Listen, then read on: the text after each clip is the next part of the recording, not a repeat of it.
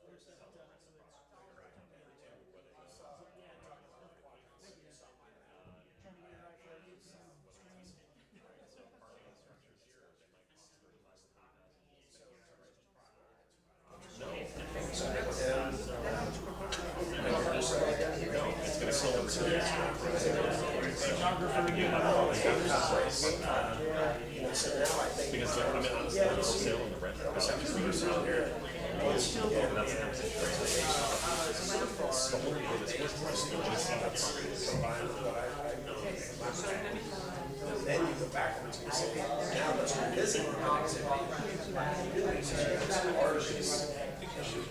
I'm identifying here 4 acres.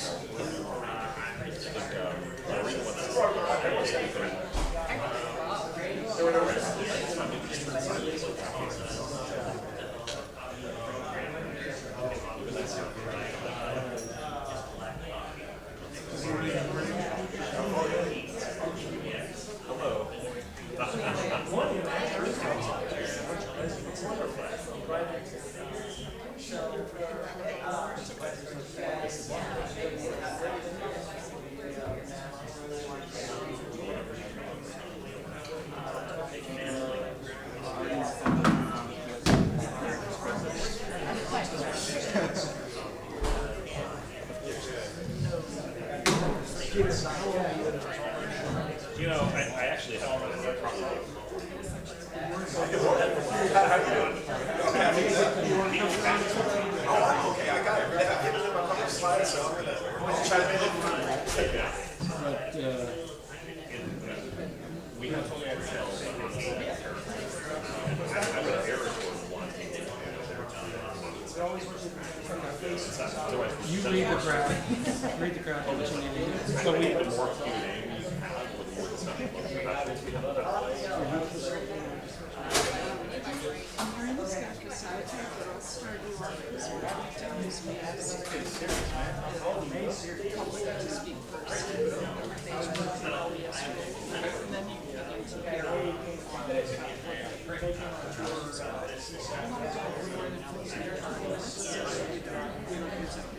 But hopefully then you could also go in for.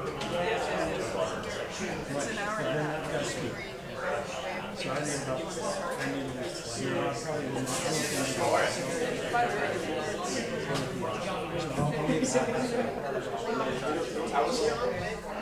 I'll need a break. I can be happy. Yeah, grant slash discussion. No, he's going to, so we're taking care of all what they have to do. We can be satisfied. Keep up an hour, sure, that's.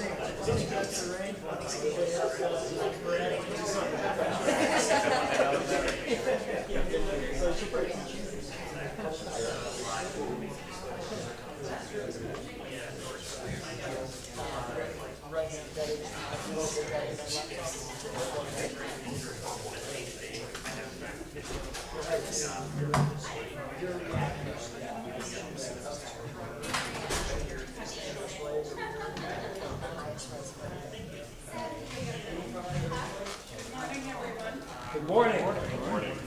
Great to be here. Nice to be here on a beautiful Saturday morning.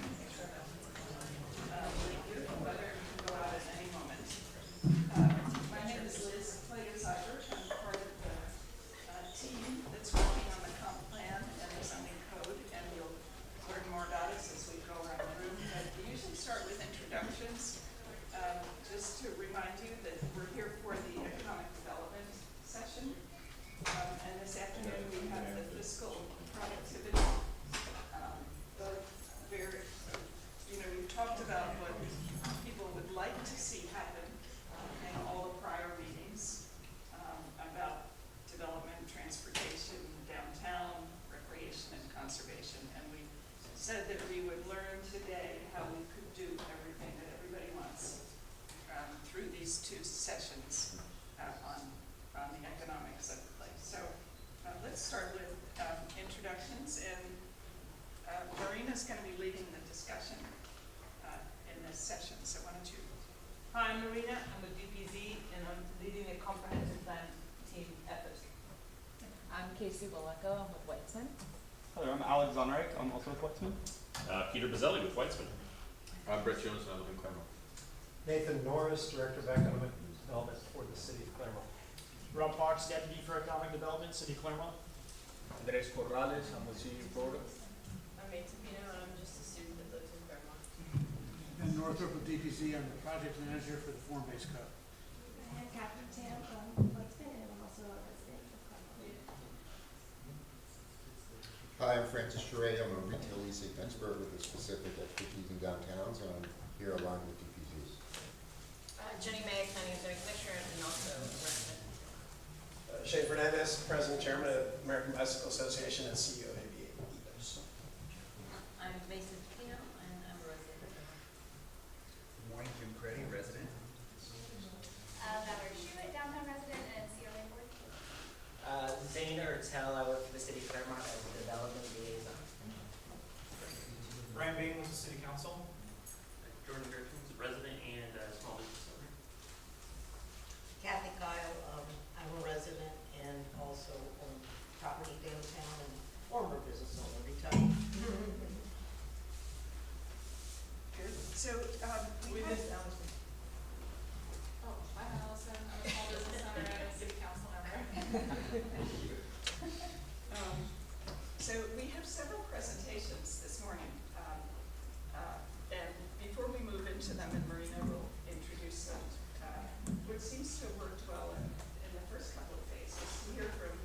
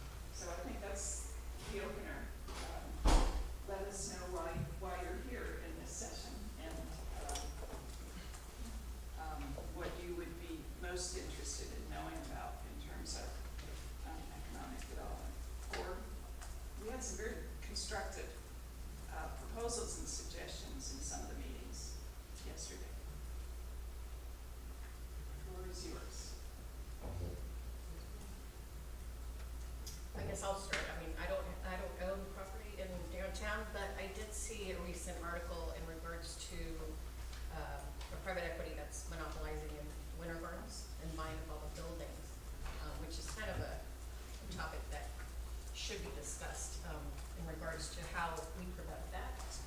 In a way, we want to make sure that we kind of keep local, you know, and create wealth and keep wealth local. So how do we kind of just build upon that? Like, for instance, tenants. You know, tenants are growing, pop-ups go from being part of the market to finding their brick and mortar, and then we want to see how we can continue on having that brick and mortar tenant become an owner.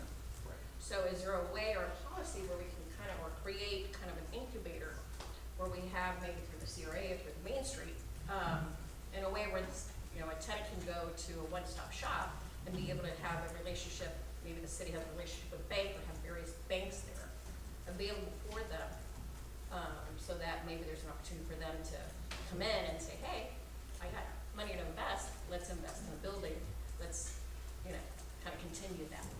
So, I mean, there's some questions from a particular tenant that's being affected by the Winter Gardens issue right now. What they said was, how are local or state governments working to protect small businesses in a situation like this? How can small towns guard against monopolies by large investors? What practical steps can business owners take to advocate for themselves and their communities? And how do we make our voices heard in ways that create real change? So those are things that kind of touch upon me. I love Winter Gardens.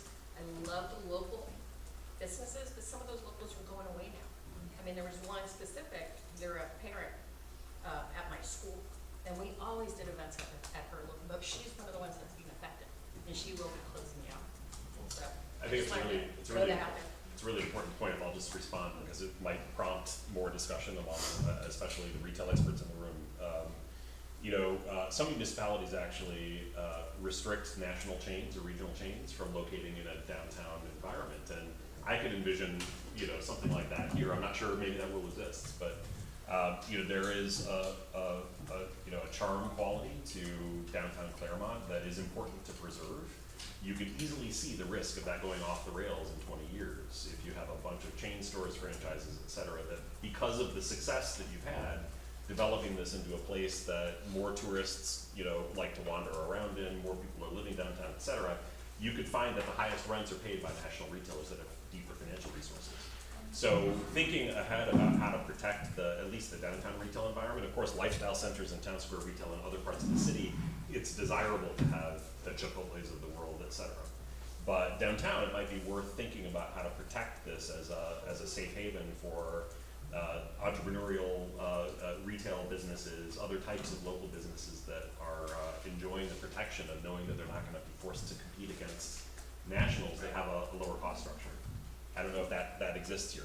I think we also need to make it easier for local entrepreneurs to get started. Yeah. You know, I'm also a local business owner here, really struggling to find What's your business? people. Midpoint Rec, bikes, kayaks, paddleboard rentals, which is very location based. Yeah, so right. as you can imagine, the location is, that's kind of a unique scenario to that particular industry. But I think in general, though, that's true for small business owners here because the cost of a lease here is very cost prohibitive for a new business. Getting started with someone can have an incredible idea, but getting in that door is quite difficult. So when then I'm watching what's happening in Winter Garden right now, I'm like, oh, these are beloved businesses closing. Like the community is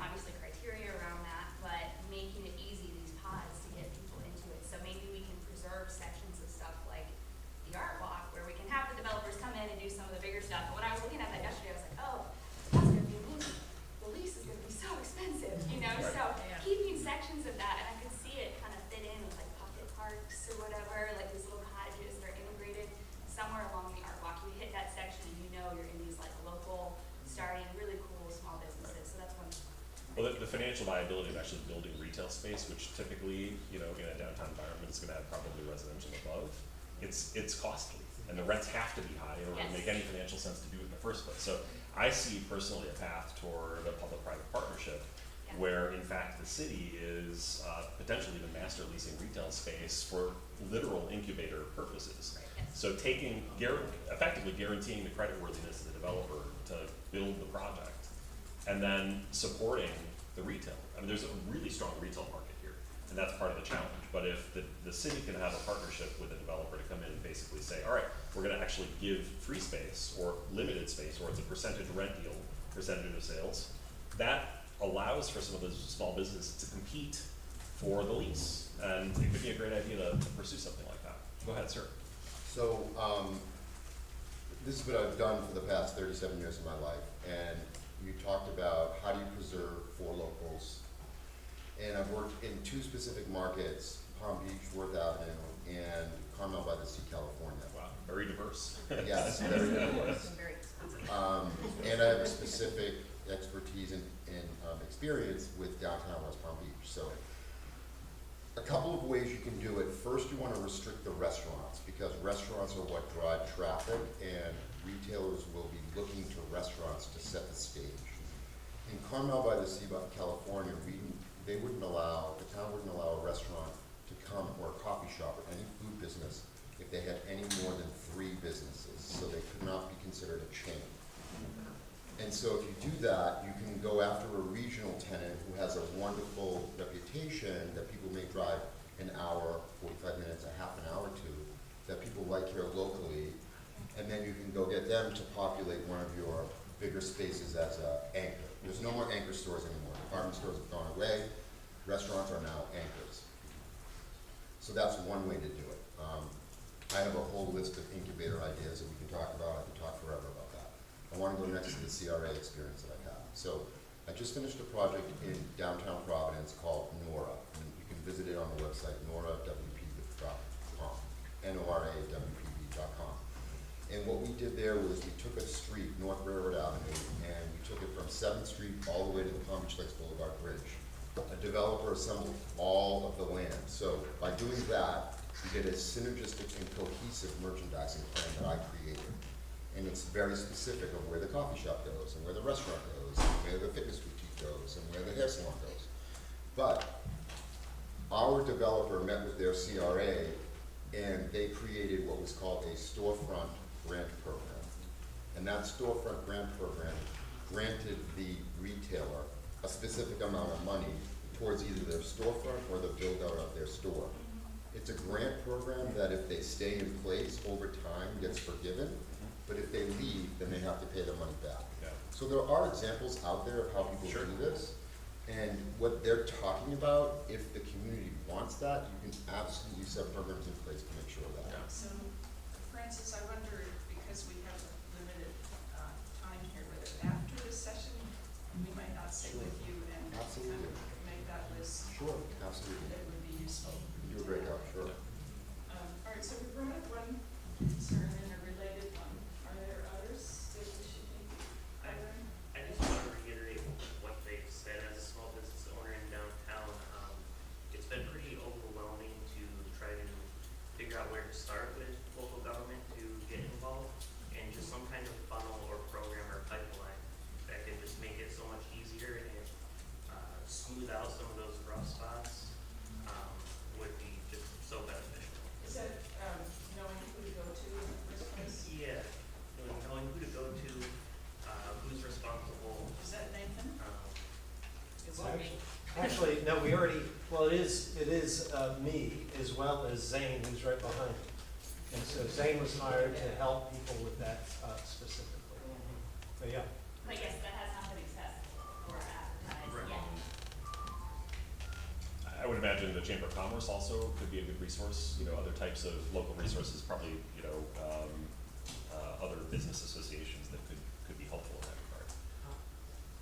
If there aren't, maybe start one. Well, I'm gonna speak to that a little bit. Having had a business here for 42 years, right, one block away. And my business was promotional products and printing, so I met a lot of people in the beginning stages of their business.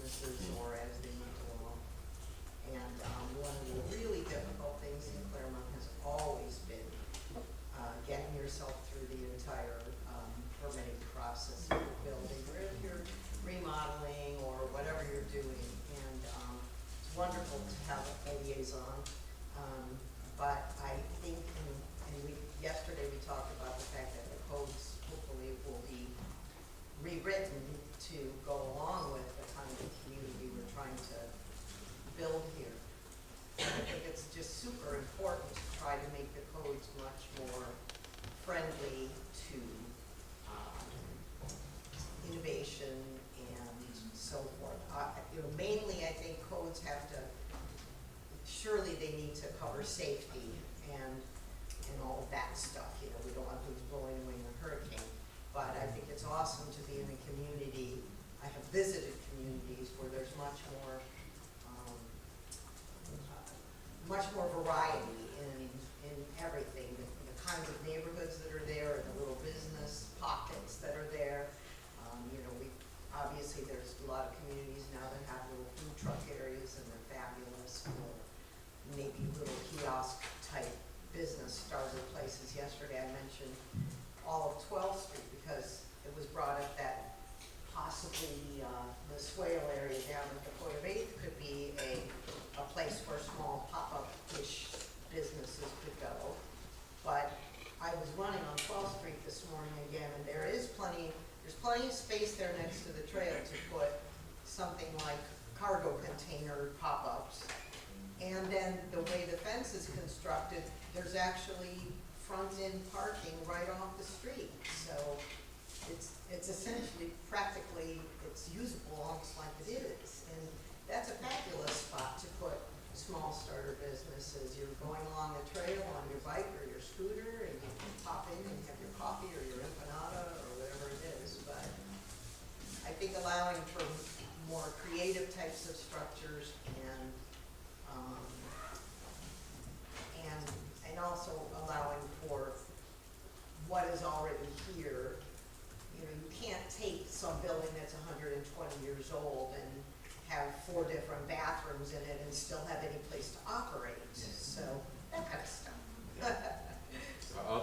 I'll second that. Like, you have a Sherpa system. I saw Valley try to do something that was insane.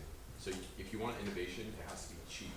You need to make it easy. So instead of having a restrictive environment, have a permissive environment where there's less. This is for the code writers that are paying attention. Right. Less is more. I'm a lawyer saying that. So like, not everything needs to be super organized, which is a myth, and top down, because that's dumb. You want it to be somewhat chaotic and ground up, and you'll get actually good results, and the bad ones will just go away, and the good ones will stay. I think you're right, especially in the downtown environment here, letting this happen organically is probably the best way to do it. So many municipalities will say, all right, we're gonna create this whole pop-up kiosk district, and we're gonna have food trucks there, and it's gonna be great, and we're gonna invest a bunch of city money to do this, and and the market's gonna come, and the retailers and the entrepreneurs are gonna fill these spaces, and then they sit empty, and then they fail, and so forth. And of course, failure in regeneration is part of the nature of incubation, right? But if there's an advanced visioning process that can be sponsored by the city to extract organic interest from the market, from entrepreneurs that might want to actually be a part of that, you can do it incrementally. I mean, if it's a railroad car or if it's an Airstream, whatever it is, test the market first before you do it, and then you support it and you nurture it along the way. Yeah. So I think this is a good, Allison, and then we'll go to the presentation. I have a comment related to this. I think everything I said is good, but the back of my mind is hearing subsidy, subsidy, subsidy. I have to say, and I'm always going to be a fiscal conservative on this issue, on any issue. However, I also believe local government has a role to play in supporting what the community members want. And so we want, I'm hearing repeatedly, small town charm, town and country, we've got the Choice of Champions brand, and we have a lot of really interesting things that can and do often require subsidy. I'm in the tourism industry, I know Shane can speak to this too, but there's a lot of thought leaders in the tourism industry who speak to the cycle of tourism as tourism brings economic impact, which is outside dollars coming into your community. And it's critically important that those outside dollars, as much as possible, 100% if possible, stay in your community. And so that's economic development. And so when we have economic development and small business owners in the community who grow their wealth, they tend to make the investment in community parks and recreation. And what I see frequently in government is government tries to take those economic impact dollars and subsidize the community development And so I don't wanna fall into a trap of taxpayers or even tourism dollars going to subsidize that which should be supported by the community itself. Because that's where, in the conversation about chaos, people in the community will know what's important. Yesterday in Parks and Rec, we heard that. We want town and country, right? So I think that a conversation on the economic development front around a marketing program for our community would be helpful. You know, we all hear shop local, but if people don't understand why, I see Mike in the room, if we don't educate our children into how to be entrepreneurs and how to start a business and grow a business, if we don't create a sense of community where children feel like they're at home and they want to stay home and they have a sense of pride in their community, they will leave. And now what have we done? We have invested in growing something, which is like growing a small business. Growing a person is like growing a small business, really. Ultimately, we hope they contribute to society. And we have now shipped them out of our community. So we spent all that investment and now they're gone. So we want to create a place for people to grow here, businesses and humans who maybe have an entrepreneurial spirit to come back. And so I think that something around education becomes really important in this, to not only educate the consumers about the difference in shopping at Walmart versus shopping at the local general store, and also educating children as they're coming up in our community to have a sense of pride so that they invest in the community and we have a strong community that doesn't rely on tourism, because that's where we saw in COVID, many businesses went out of business. So that's my contribution. I think you're making really good points. I think there's a difference between subsidy and sponsorship and leadership and visioning. And to me, the role of this government could be as simple as completely engaging with the business community, the citizenry that are here, to lead a vision that inspires people to want to start a business, to be engaged, even if it means they're paying rent and there is no governmental subsidy. The idea is to create a framework for people to feel that they want to take the risk, right? To feel confident enough. And I think that's what this whole process is about, is creating a vision for Clermont, the entire city, that inspires developers, inspires business owners to reinvest in the place. And so that's what we're here to do. So Peter, I think that's a great lead-in for your presentation. Sure, of course, of course. Well, you know, we're really pleased to be here with you today, and of course, my colleague Catherine's lived here for 20 years. She moved out of our office in New York 20 years ago, and she raised her family in Clermont. So it's a special opportunity for us to come, and I've never been here, but I've been hearing about it for years. And your sister too. Right, my sister-in-law actually lives, she's an attorney in Miami, and she has taken her family up here and rented an Airbnb because she loves the feel of the place, and she likes to hang out by the lake, and she's done this several times actually. And I mentioned I was coming to Clermont, she's like, oh, I love it. So, you know, you have a reputation that goes well beyond the confines of the city. So our approach to our work, and just by way of background, Weitzman is a 45-year-old independent development and investment strategy firm. And so whereas our work always begins with market research and financial modeling and all of the types of testing that creates an argument around what's viable for a city or for a market or for a development site, you know, we're very much focused on looking through the lens of marketing and financial viability, what the right path forward is. It's not simply a demand analysis or an economic analysis. It's focused very much typically on, you know, what's the path forward to actually getting projects built, the right mix of retail tenants in place, the right type of housing stock that's missing from the market, serving a market that's underserved. And so our focus very much is working with private sector developers, but we have a wonderful relationship with DPZ. We work with them regularly to help inform from a market standpoint, from a feasibility standpoint, the planning vision. And so our process is highly iterative. So we've completed an initial market assessment in both written form as well as this PowerPoint presentation, which will be shared with you. And then as the planning process proceeds, there will be the practical applications in plan and in concept and in the comprehensive plan around, all right, well, what fits, what works, given the road networks, given the planning potential that exists in the site. And we'll adapt our recommendations around the planning realities that are here. And so we have a draft concept, but it's very organic. It's not the end of the discussion at all, and it's not definitive. And the market 10 years from now is going to be different than it is today. We don't know what that's going to be, right? The best we can do is provide sort of a market-based and feasibility-based path forward in terms of how we can see development happening organically and what role both planning, vision, and civic vision have in that process. So this, Can I just add one sure, of thing to course. that from the comprehensive plan standpoint? What I think helps us a lot in our work when we work with firms like WA is that, there's inevitably there are people who don't want to see development and who don't want to see additional growth.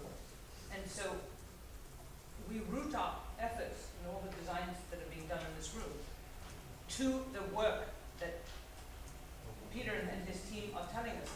They're telling us you're going to have X amount of people moving here, there's going to be a need for X amount of commercial space, X amount of office space. So the question then becomes more helpful to us to help shape the discussion with the community in terms of if you know that the community is going to continue growing, if you know that there's a certain amount of people that are going to move here, where do they go? What's the best way in which we can accommodate this growth that's coming our way? Yeah, for sure.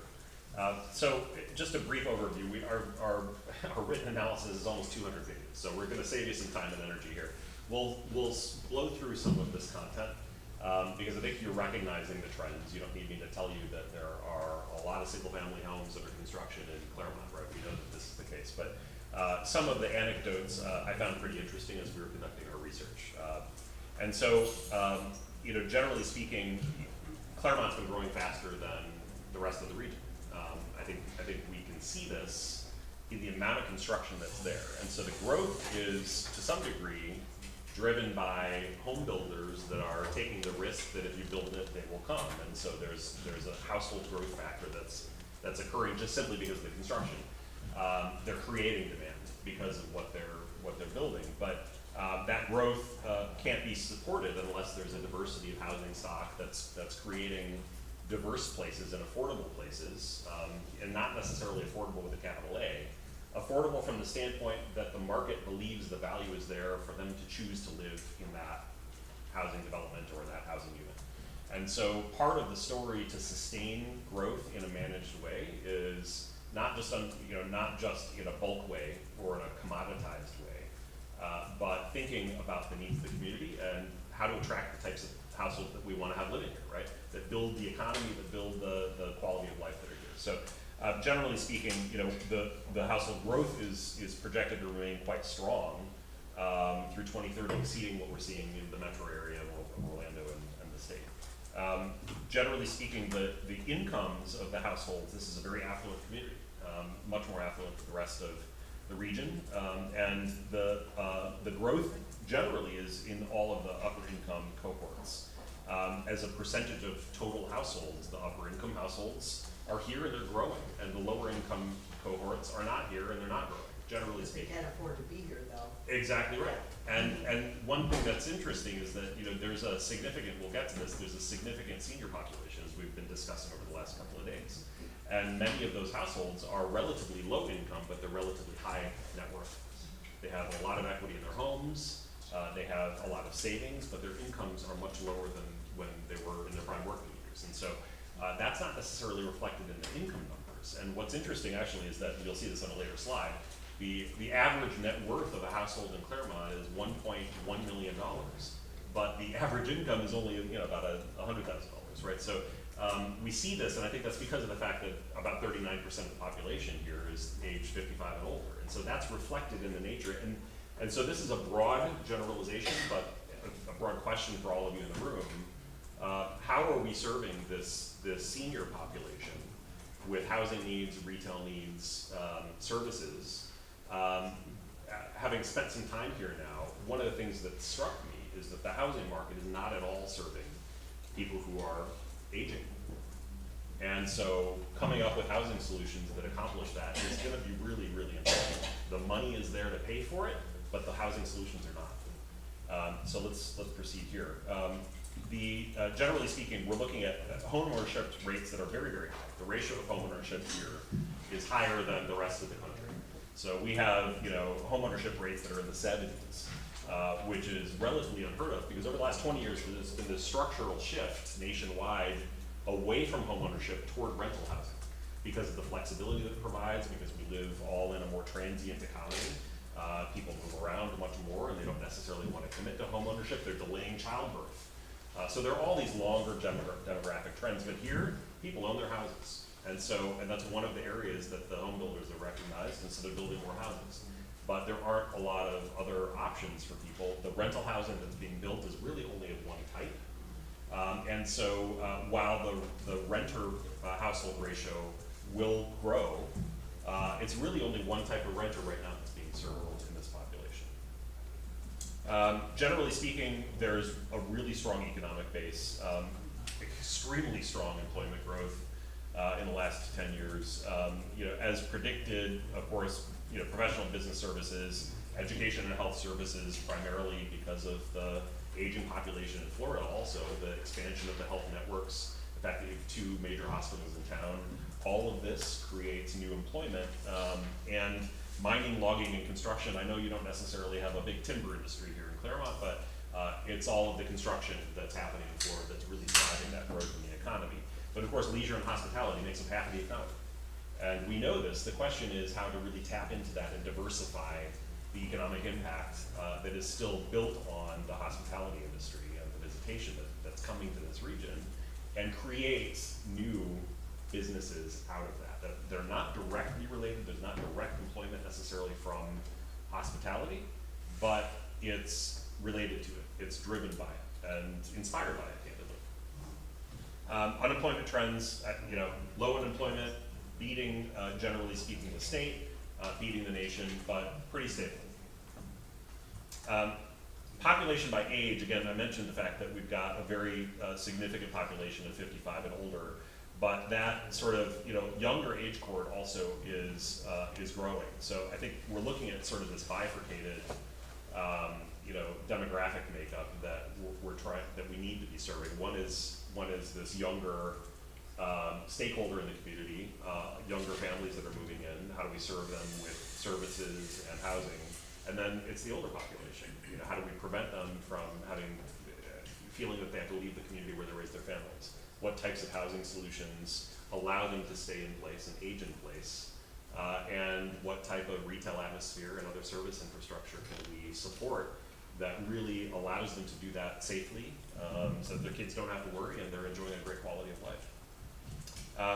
Residential market analysis. What we've done in our analysis, we looked at all sort of real estate property types and sort of examined the health of these markets and identified some opportunities that we see, as well as the scale of development that we think could be supported by private sector developers coming in and building the right type of product. And one thing that we're going to be doing the next step, as informed by the planning process, is identifying much more specific product types for development. We have some concepts here, but rent levels, purchase price levels, specific targeted price ranges that we think are appropriate to deliver to the market, but based upon the planning realities. And so we're looking forward to seeing the continued output from DPZ and the feedback from all of you to help inform that. But generally speaking, we're looking at the rental market.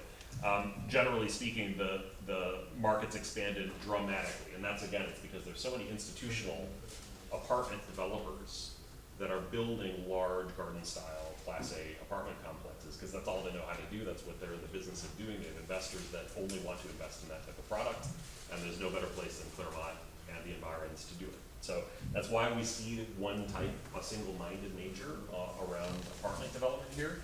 But of course, it's being absorbed. The challenges that we're seeing in the market, in general in the rental market, are that the rents, because there's been so much construction throughout the county, throughout the region, the absorption pace is rather low for any individual development, averaging about 10 units a month, which is quite low. And the vacancy level is quite high among Class A apartments, new construction apartments throughout the competitive market. It's about 20%. Granted, some of that is lease-up vacancy, but the stabilized vacancy rate at existing properties is 9%. That is double what you would want to see in any other market in the United States. So the market for rentals, you know, because of the fact that it's commoditized product generally that's being built here, is a little bit soft. And in fact, the rent levels that are being achieved at these apartment communities, the most expensive rental community here is the Broadstone development, where their rents on a per square foot basis are $2.38 per square foot. We'll get to a slide. Per month. The unit sizes are a little bit smaller. They average a little over 800 square feet, which is small. They have 55% one bedrooms, and so that boosts the rent per square foot. But if we look at that and we apply a straight operating expense ratio to that type of gross revenue level, you know, the value per unit of those apartments is pretty low. And so for a developer to come in and justify the financial feasibility to build something like that, it's a challenge. Sir, go ahead. I think that's, sorry about that. Two comments. Number Yes. one, I'm surprised how high rents are, if that's true. But number two, if that is true, what if, this may be, I don't even know what I'm talking about, but you know, what if you find an investor who wants to buy one of these that's kind of close to a grocery or shopping area, and then you turn it into a senior housing development, since that is going to be a growing need in this community, and if apartments are not being filled, if you get rid of like a whole section of apartments and fill it with seniors, and you can even do like a staged sort of assisted living thing, that would be great. There's a huge need for that here, and that's only gonna grow. Agreed. And you don't want it downtown either. No. You want that where the For sure. apartments are. We see a strong need for CCRC, with continuing care retirement communities, that allow for independent living, assisted living primarily. But those are generally purpose-built. And so taking an apartment complex and converting it to that use is challenging. And there ought to be many market level developers that would be willing to come into this community to build more specific purpose-built senior housing. The other challenge is that it's not that these apartments are not leasing, they're just leasing slow. And the landlords are offering leasing incentives because there's too much competition. And so the rent levels are being depressed a little bit by that, and the leasing velocity is not really as fast as you'd want to see. So you might have a 300 unit apartment complex, and it's, you know, 80% occupied. You can't really take that and convert it to senior housing because it wasn't really built for that purpose.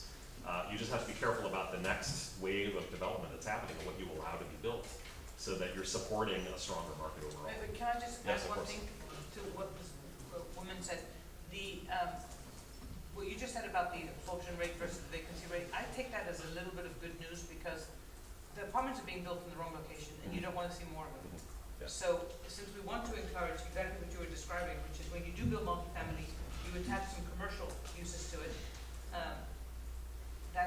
Totally. That's good news. Yeah, And there is a rental curious, market. because you brought up investor, do you mean like, an investor, meaning like a person that's made wealth and they're perhaps not a real estate developer, but they wanna buy one building that has like several units, instead of hundreds of units, so in other words, an alternative to a courtyard. Senior housing is super lucrative also, by the way, and that's why I said investors, because I understand you'd have to like gut the whole bottom floor, turn it into kitchen and offices and whatever, but the rest of the building should be pretty darn close to manageable. I mean, I don't know enough about it, but in my mind, that's what I'm. Yeah, I mean, especially as it relates to some of the more obsolete rental products. So those are opportunities, I would say, for an investor to come in and purchase a Class B or C apartment complex and retrofit it for senior housing uses. That's a potentially viable solution, but new construction is, as you said, I mean, senior housing, the rent levels, and in fact, the market that's here. The senior housing market here is has a strong potential because the wealth, the pent-up wealth, the equity in people's homes, and the savings that the seniors here have. So that's wide open. I think there's one CCRC community in town right now. And it looks pretty nice, but, you know, probably there's a significant unmet demand there for senior housing. So, you know, new construction ought to be viable for that use. We actually have two. Yeah.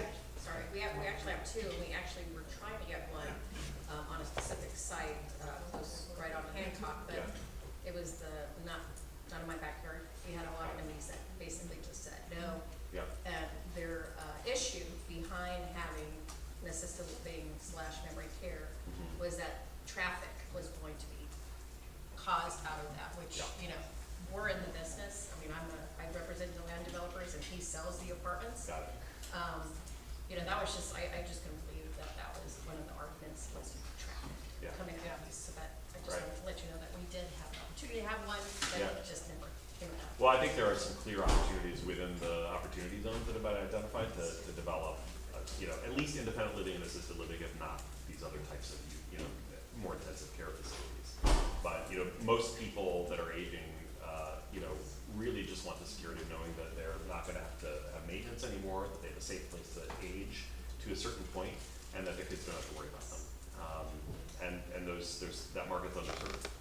Can I just expand this Of course. conversation too? Like, the dynamics that they're looking for, they're downsizing, they wanna live larger, smaller spaces, they want that connected community. Well, I think what's interesting is the younger generations, that's what they want too. And you talk about the wealth in the older generation's homes, they can't afford their single family homes. Yeah. So I think we'll hit a crisis if we don't diversify the kinds of dwellings that we have. We're gonna have this huge housing reversal, and we just keep building all these singles. So to me, it's the seniors, and there's more dynamics to that, but there's actually a lot of the same desires in both age brackets, and it's gonna be a huge crisis if we don't diversify our housing types. Right. I mean, I don't wanna get too far down the road here in our discussion today, but another factor that's putting upward pressure on the housing market is the Airbnb market. There are 2,700 Airbnb listings in Clermont. Wow. 2,700. How many of those are in 34714 though? Yeah, they're mostly in the county. Because that's not city of Clermont. That's really comparing two different communities. Okay. And so you really need to focus on the 34711. That's the city of Clermont. 34714 is Four Corners, and it has a Clermont address. Oh, and that's all Lake they do. County unincorporated, and Yeah. is not even remotely close to Got the it, city. got it. Well, my sister-in-law rented an Airbnb here in the city of Clermont. I She own likes one to here, right, yes. so, listen, there's some factor there that supports the idea that I'm gonna buy a house and I'm gonna feed into this market. So whatever it is, that's a factor that's driving housing prices up, certainly. Well, if I may, Sure, of course. to kind of expand on Councilmember Bacon's comment, because he's 100% right, is when you look at our TDT in Lake County, Clermont generates 75% of the entire county's TDT.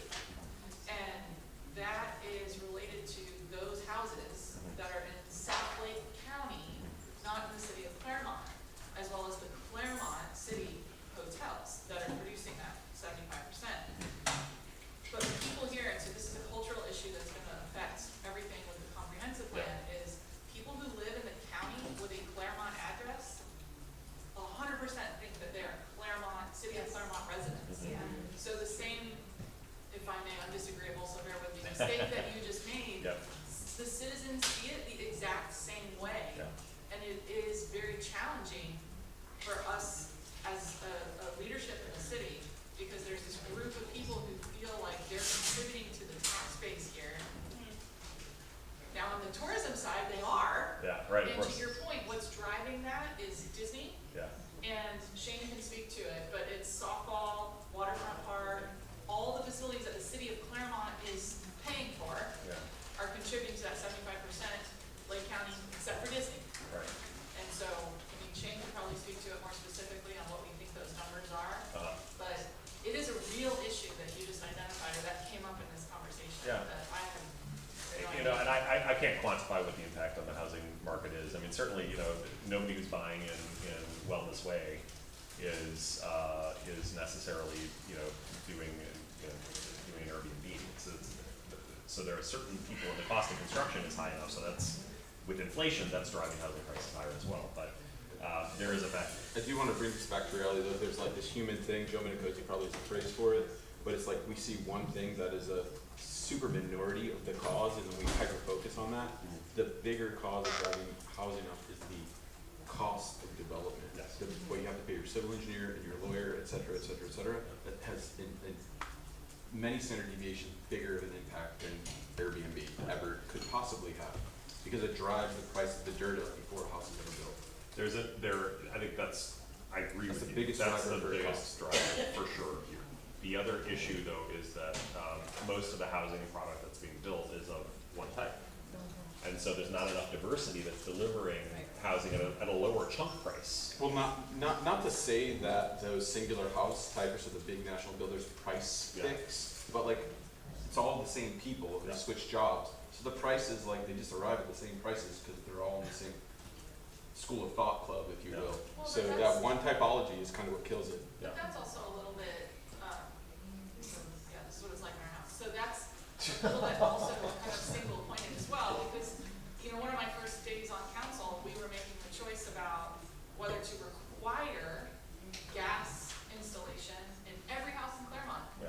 And that was like, I think it was $10,000 per house for a developer to install that. Do I like having gas? Yes, I do, but if we're gonna have lowercase a affordable housing, meaning affordable to build and therefore affordable to resell, we can't have costs of construction, to Brett's point, that, I don't think it's so much the price fixing. I mean, look, the market's the market, you can always rely on greed, right? So everybody's gonna sell for the most they can, and they're operating in a logical state of mind. But when you say, well, you have to do this, and you have to do this, and you have to do this, and the cost of constructing any residence starts at $100,000, well, it's gonna be hard for my, 20-year-old daughter who just graduated with her bachelor's degree with a $50,000 a year job to afford a house when you can't even start building for less than $80,000 to $100,000, because now you add the cost of the house on it, and you got a $300,000 house with a $50,000 income. Right. You just can't afford it.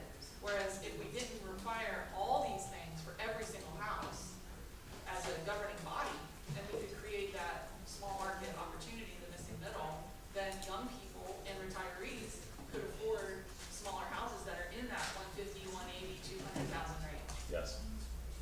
Agreed. All right, skipping ahead here, so that we get through the content.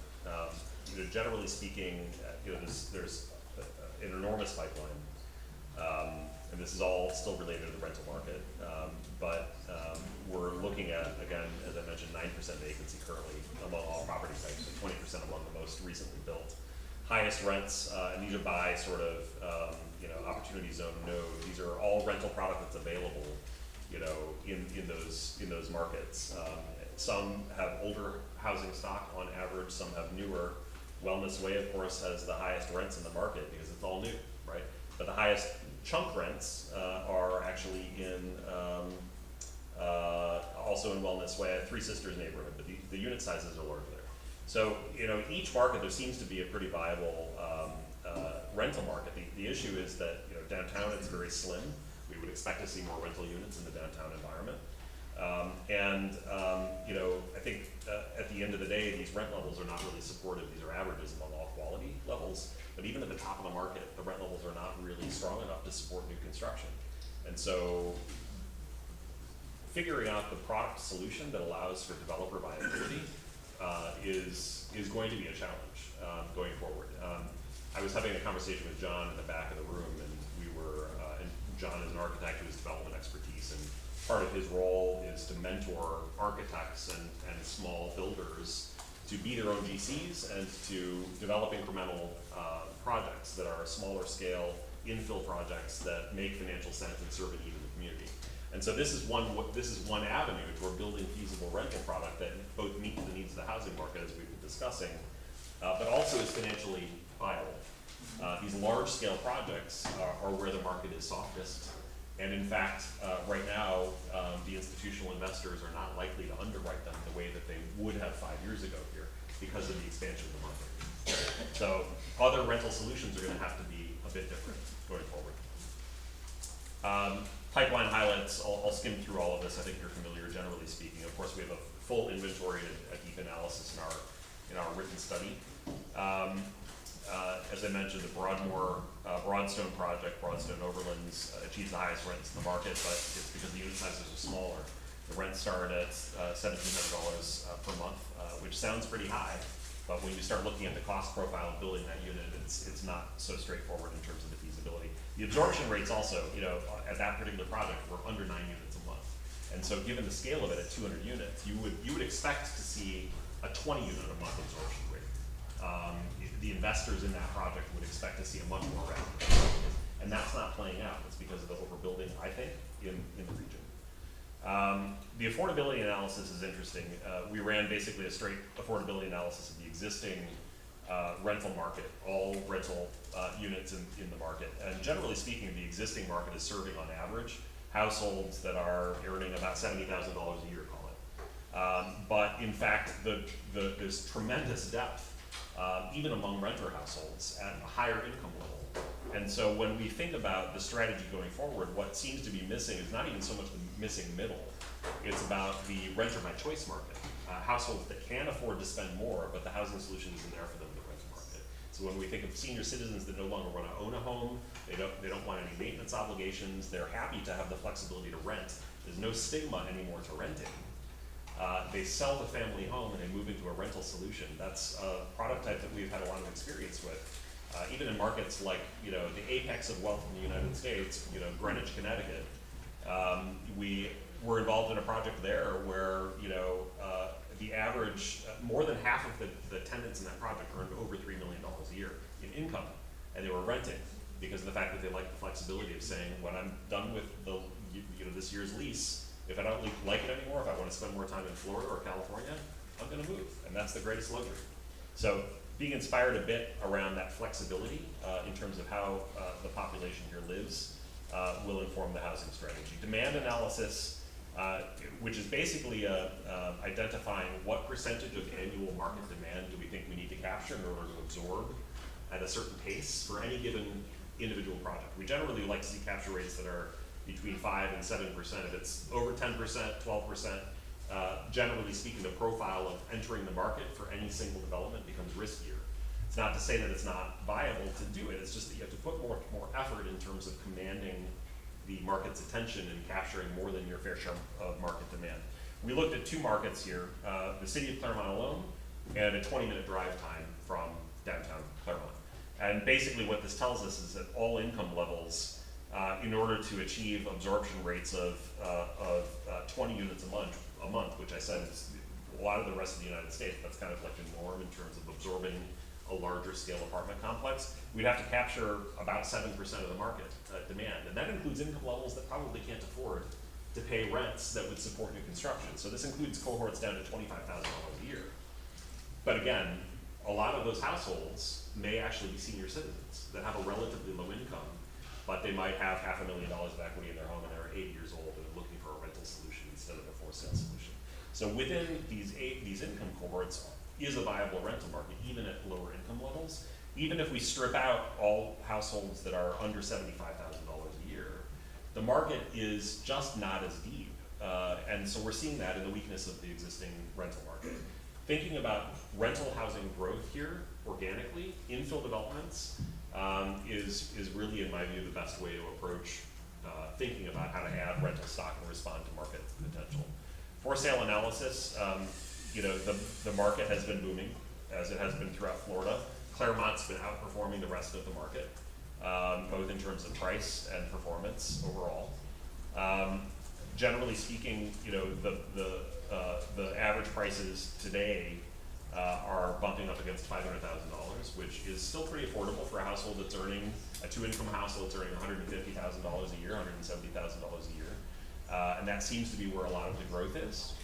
But in terms of new construction, some of the neighborhoods are averaging prices that are bumping up to $700,000, whereas the resale market is much, much lower than that. And so there's this bifurcation that's happening here where we can identify that middle that is missing and build housing stock that focuses on those types of price points. The townhome market, again, there's not a huge townhome market here in terms of the housing stock, but there are about 100 units a year that seem to trade. And those are selling for around, a little under $400,000 a year, but that's not that different than the single family home averages that are maybe $475,000 a year, so $475,000 in purchase price. So thinking about more efficient sizes, because this is really driven by the scale and the size of these townhomes, and thinking about more modular, townhome developments that feel, that live more like a single family home but are smaller in format, semi-detached rather than your traditional 4 units in a row that look like a block and that might be aesthetically not what you'd want to see. There are lots of creative ways to develop townhome communities that are maintenance-free, that respond in fact to some of the senior housing demand that ought to be in this market for people who don't want to rent but want to trade out of a larger house and spend $275,000, pocket some cash and equity from the sale of their house, and know that they're living in an HOA managed maintenance-free housing solution, that's a very important solution in this market. Condominiums are pretty much non-existent, and we're not recommending the pursuit of condominiums here unless the market really presents itself. Certainly any of the infill development that's happening or that could happen downtown could be a good opportunity to sell or in fact convert out of a rental use into condominiums if the market presents itself. But right now it's not culturally a housing stock that seems to be well accepted. Generally speaking, there's this pretty strong pipeline of various for sale developments. I won't go into great detail here. Generally, the pricing, as I mentioned, ranges up to the $600,000 range. There are some, $1 million plus homes here. They're generally on the lake, and that's sort of the top of the market. The affordability analysis of for sale housing, generally speaking, these income levels exist in the market where we're dealing with homes that on average are responding to households earning between $83,000 and $150,000 a year, where that level of purchase power exists. That's the bread and butter of where the demographic growth is happening here. So if we can think about how to respond to the market with greater diversity of housing stock, the market depth is there, and the existing homes that are being built certainly are responding to it, but in only one way. Demand analysis is much stronger for sale housing, mainly because of the fact that the percentage of homeowners as a percentage of total households is much stronger, and within a 20-minute drive time, in order to absorb 4 units a month in any given residential development is quite achievable.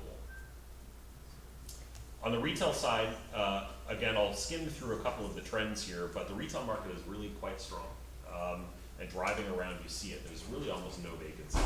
Even in some of the key shopping centers, if there's a vacancy, it's in the corner of the shopping center where the visibility is low, it's under an eave, it's in a pass-through, it's not as easy to get to, and the rest of it's fully occupied. Even if the aesthetics of the shopping center are not that desirable, it might have been built 40 years ago, and there's a huge parking lot, there's storefronts that are not actually very well cared for, there's really strong vacancy. We see this all over the place. Generally speaking, also the rent levels, so we have about 4% vacancy in the market, which is really quite strong. The rent levels that exist in the market are also pretty strong. Again, these are examples of properties that are in the market. These are current asking rents in the market, a full survey. These are pretty strong rents, actually, that ought to support new construction. Some of this is dated space, but for the higher end asking rents, these are pretty strong rents, and of course that's because we have a constrained market. Generally speaking, these are recent leases. The highest lease here is a Chipotle deal that was signed at $81 triple net per square foot.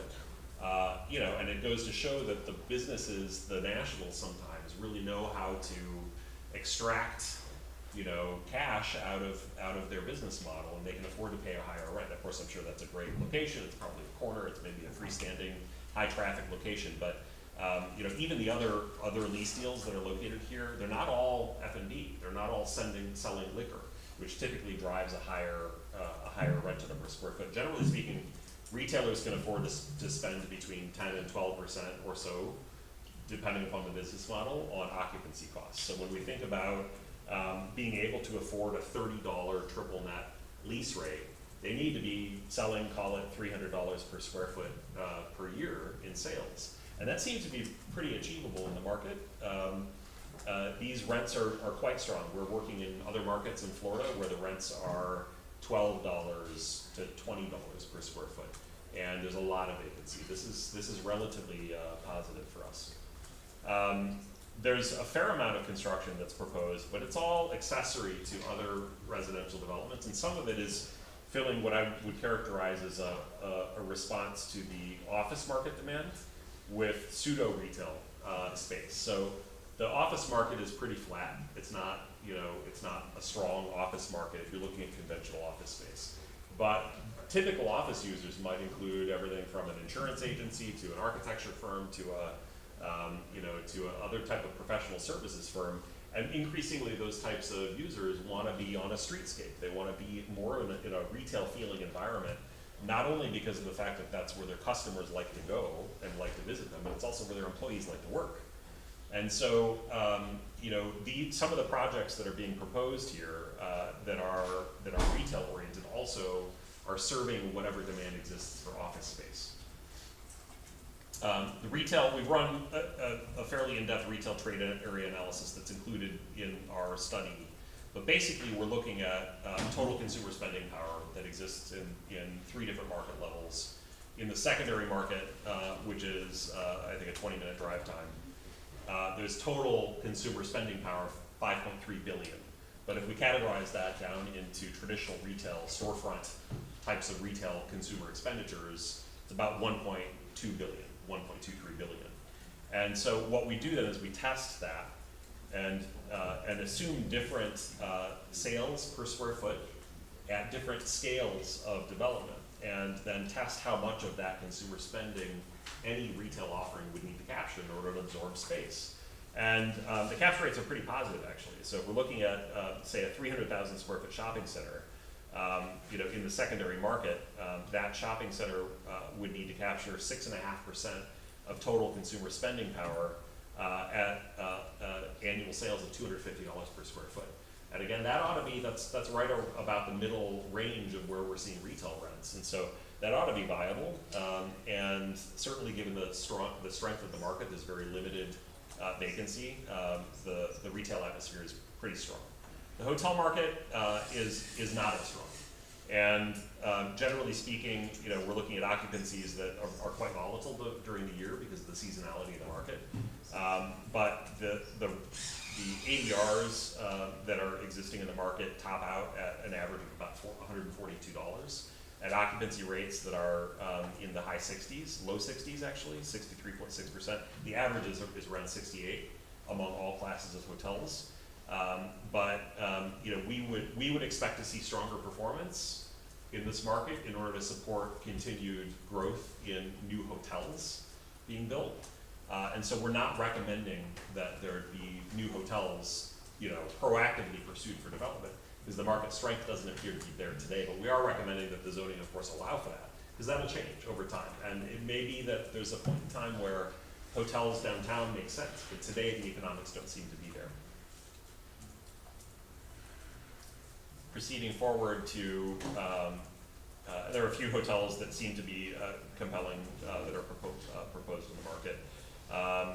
The office market, again, is not very strong. Vacancies not bad, but there's not much in the way of rent growth that's occurring.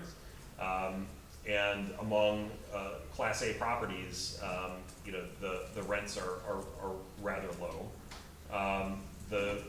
The key here is whether or not there's a shift that's moving away from conventional multi-story office space that exists throughout the region, and where you as a business owner would necessarily want to locate.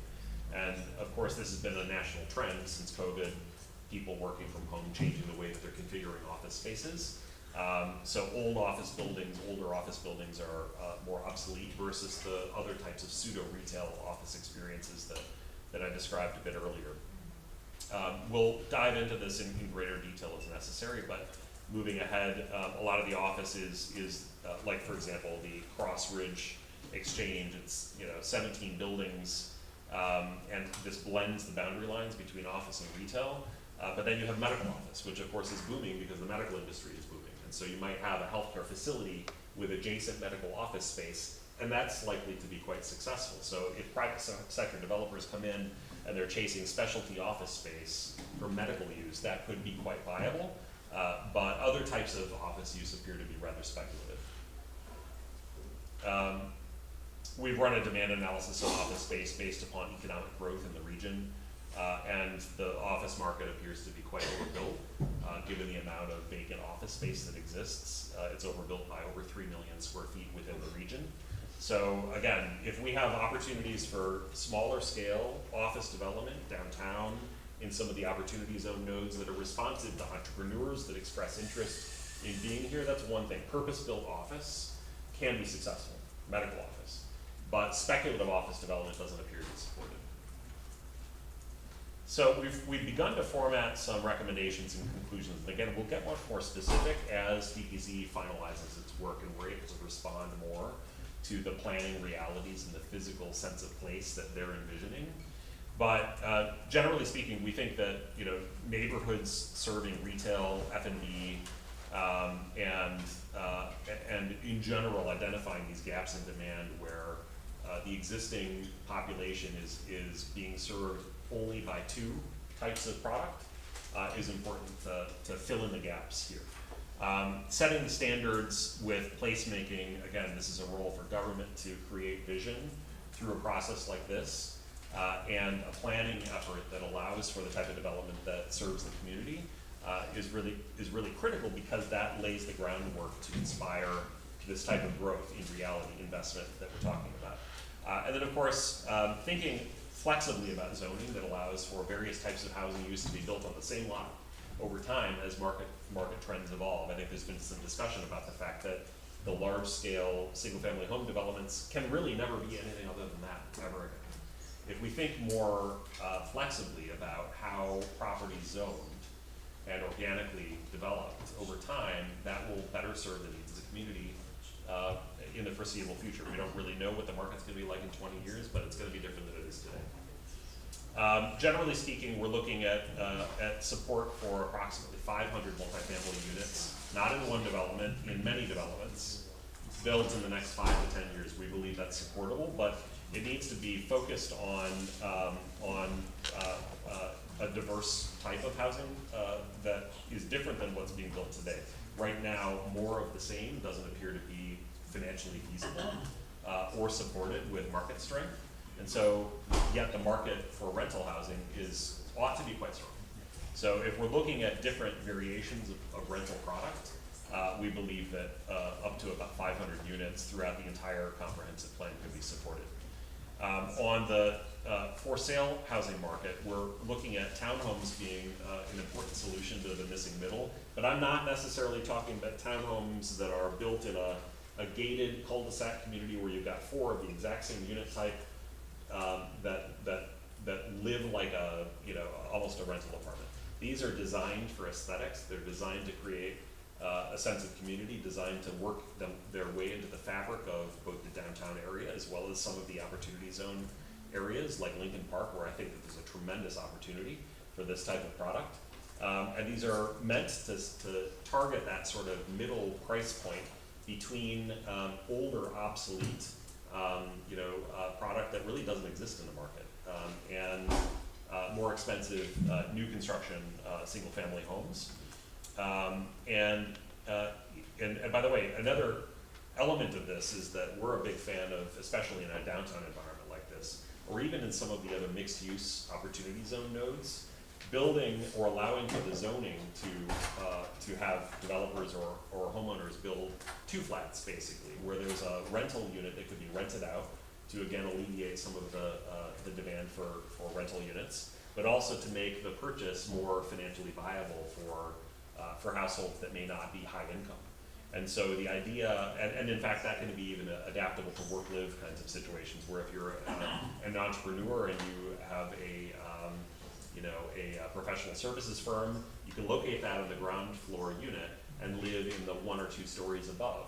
All of that adaptability makes sense in a market like this, and especially in the downtown area. Single-family homes, again, looking at specifically different types of single-family homes that are smaller, still can be detached, but organized into neighborhoods that feel walkable and introduce product types that are not necessarily all 2,500 square feet, but might be 1,400 square feet in some cases, that responds to the need that a widow or a widower has to live still in what feels like a house, but a smaller, lower cost format without any maintenance. These types of housing examples are really popular in other parts of the United States, and in fact all throughout Florida. An element of patio homes also, where you have almost a semi-attached feel to them, but they're clustered around a courtyard. Courtyard types of configurations can be great for especially the senior market. there's another element here that we'll touch on, and DPZ has a lot of experience with this. We've analyzed many of these types of communities from Hawaii to the Hudson Valley in New York and California.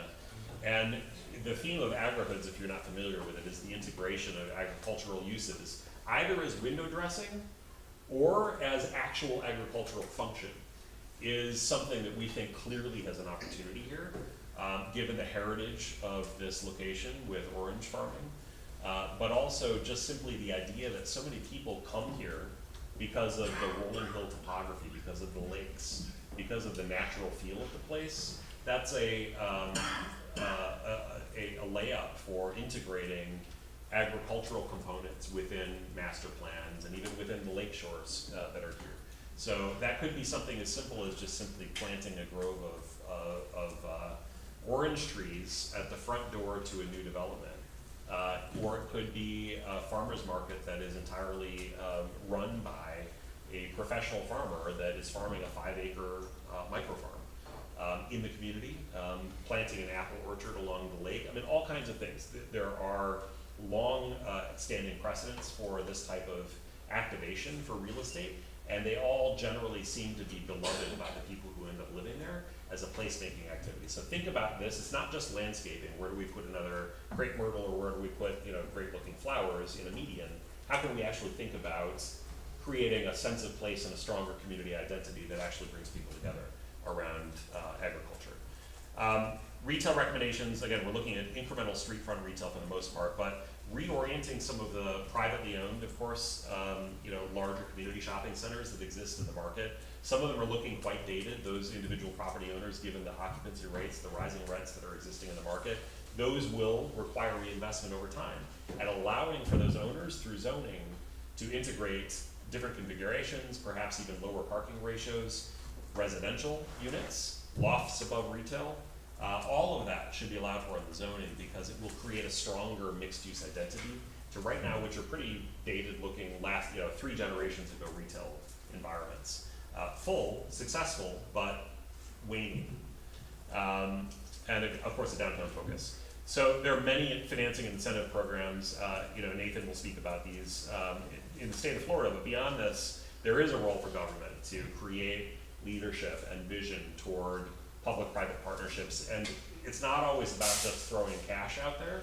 It's about creating a process whereby limited grant funding might be available, or a revolving fund is available for existing businesses to renovate their own place of business or what have you. And it's all kinds of mechanisms actually can be deployed in this regard to support what you're trying to accomplish here in the community. So that's what we have for you today. Our final study, this will be made available to you, of course, but our final study will be available as we progress through the DPC Charrette process and the finalization of the plan. And we really welcome your further input based on what you've heard today, and we'll be happy to incorporate some further thinking into our approach. But thank you very much for listening, and of course I think we may have a little bit of time to have some questions here. Well, I live and breathe this every day, so right. specifically on the housing side of it. One thing that you didn't touch upon, which is something that's being affected by a lot of cities and counties, is live local. Live local. Live local is a bad word to certain people and a good word to others. How do you pass that on to the local community? For instance, live local here, it's kind of a bad word. They think it's low income, but it's really nice affordable housing. It's allowing for developers to come in, not only to increase your density, but do a mix of it. Right. So the high end, to be able to have, the lower median households be able to live in an upper median household together. So how do we go beyond that word, live local, kind of educate our local community on that. Number 2, I deal with this every day. We're trying to find a site to do something like the townhomes, casitas, we call them casitas, things like that, that we're priced out of the market because we're competing with the KB Homes and the Lennars, who come out and fork out the $68 million for an 80-acre site, or 100, when we're like, what? We can't build that. So that's an issue that my developers that's a major issue that we're dealing with right now. The other thing is zoning in regards to the townhomes. That's something between the 50-foot lots, 60-foot lots, things like that. We've had some issues with trying to bring townhomes here. And then the other thing in regards to hotels, something that I've noticed in the Champions Gate area and all that, and Reunion, is a type of housing that is not really a hotel, but it's a short-term, short-term rentals. Yeah. But they're in a form of a house. Right. So when teens, the bigger teens come, Sure.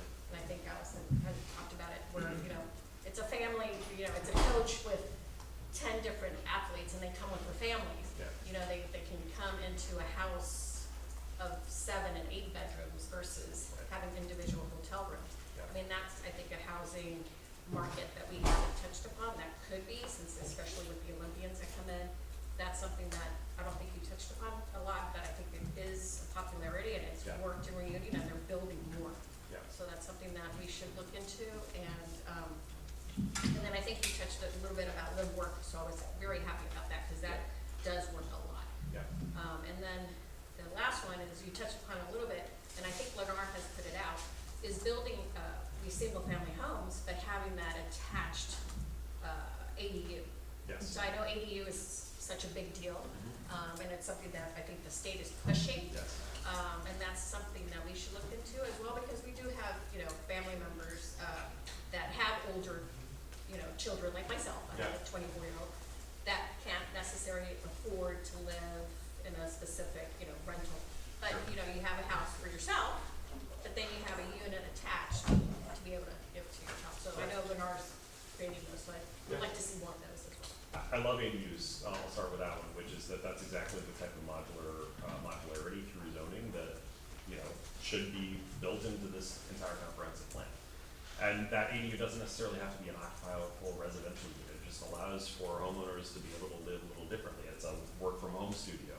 It could be another way that people can live at home and build their business here, which contributes to the local economy. So whatever it is, it could even be a home gym. But the truth of the matter is that it allows people flexibility in terms of the growth in place. When they buy a house here, we can sell them the dream of building a studio in the back that could be occupiable residential unit, or whatever they want it to be, whatever they need it to be. And by the way, that can change at different stages of their life. It can be a caregiver's unit as they age in place.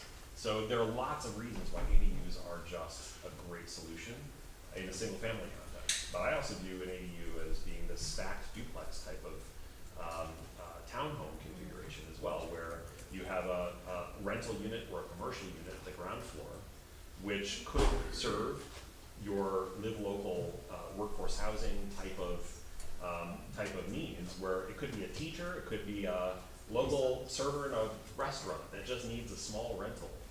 And it's market rate. It's not like it's affordable housing or Section 8 or subsidized in any way. It's market rate. It just means that it's a small, efficient home that's integrated into the fabric of the housing market here that allows for some of this housing need to be pursued. But also, by the way, it could be a caregiver unit. It could be a multi-generational family configuration where one occupant of one unit is the owner and has a 24-year-old kid living downstairs, right?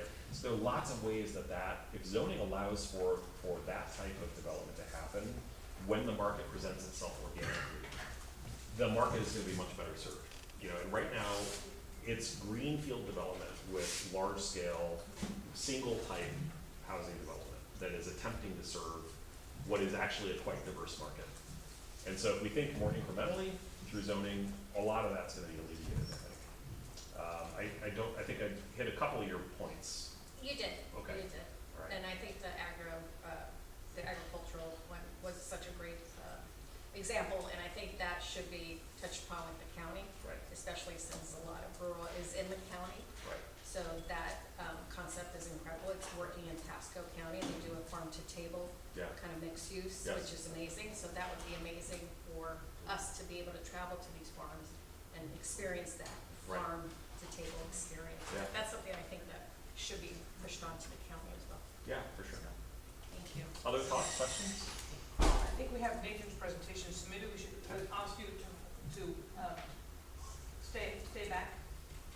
after Nathan's presented and ask you guys whatever questions you have. Great, They sounds have, good. so that we can let Nathan get to his. Right before I go, we've got 2 short slides that Shane can go over about economic impact. So Sure. As part of our scope, as we're looking at activation in terms of recreation and sports tourism and healthy living, I wanted to share this. These are numbers that we obtained from Lake County. And it's always interesting when we follow the numbers of where they are investing dollars in terms of bringing activation into the city of Clermont. And if you take a look at it a certain way, you can develop a radar of where is Clermont most active, when is Clermont most active, and what is really driving those heads in beds, the dining, and that kind of recreation experience. So kind of puts together this graph for everyone to look at. Kind of like the team before, this is our progress sets, and we're still tweaking this, but what you see is your top, we had our Parks and Rec presentation yesterday, and your parks actually, Waterfront Park, Hancock Park, the winery was up there, but your ball fields and Lake Louisa are your top 4 or 5 locations. I did add the National Training Center based on one of the comments yesterday. I will say that number I need to verify because there are multiple ranges that are reported, so I'll get with Kim over there and we'll fine tune that. The other interesting thing though, in terms of the built environment, urban fabric, DPZ, and what I'm looking at in terms of more programming and wellness and structure. If you look at summer months of how fast the activation drops, you also take a look at the rainfall and the temperature of that time. What that tells me as I put on my architecture hat is that we need more covered spaces, we need more shade, we need more flexible spaces. You heard the term flexibility with zoning, it also means activation of being able to, for people to get out and note those inclement times and still feel comfortable.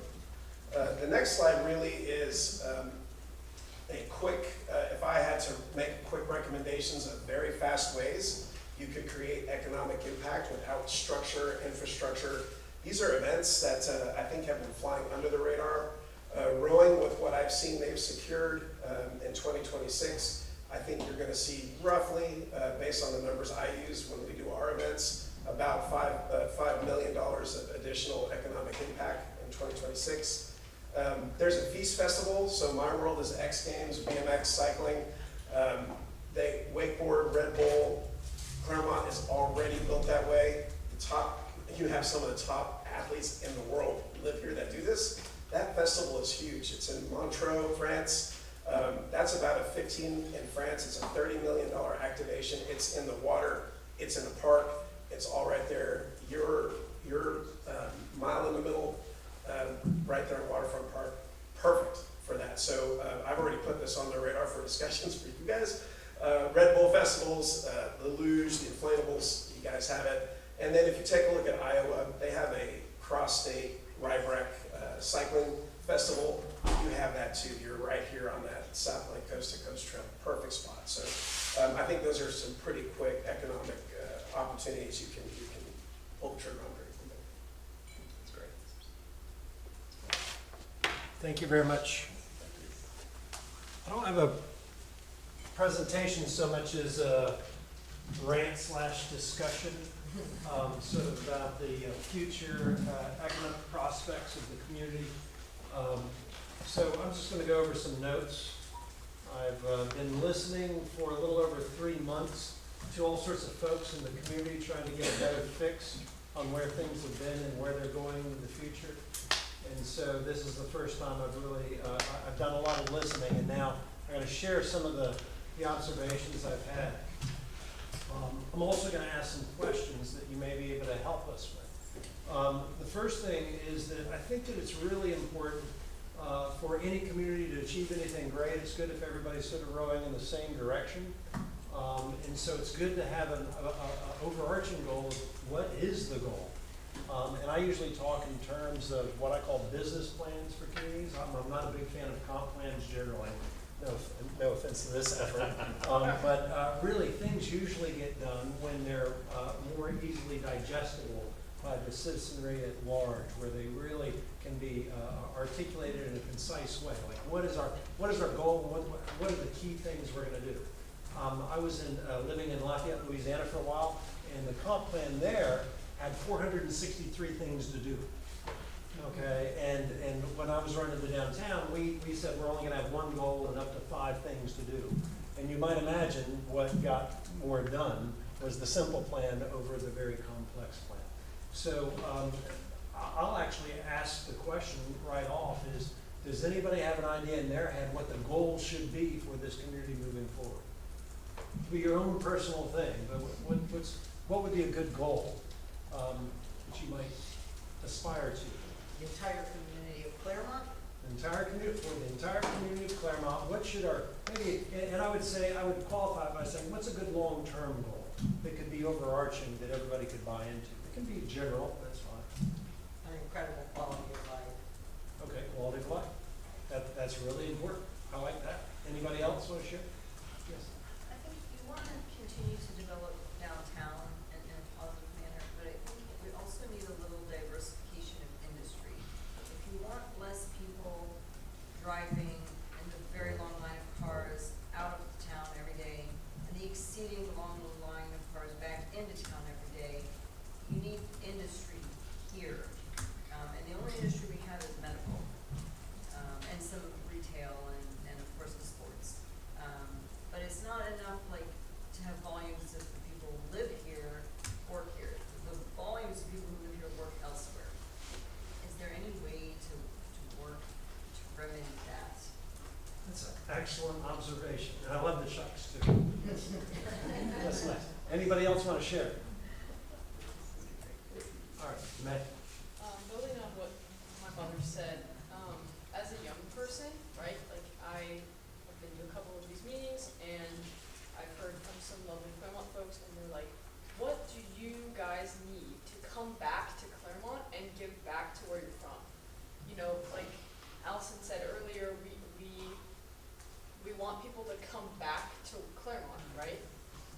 So as a young person, what do you need to build on Clermont? You know, go to college, come back to Clermont, live here, work here. And the straightforward answer to that is jobs and housing. You know, like she said, there are not a lot of diverse jobs here. You can work at the hospital or you can work at Chipotle, like in my mind, or you can work in Orlando.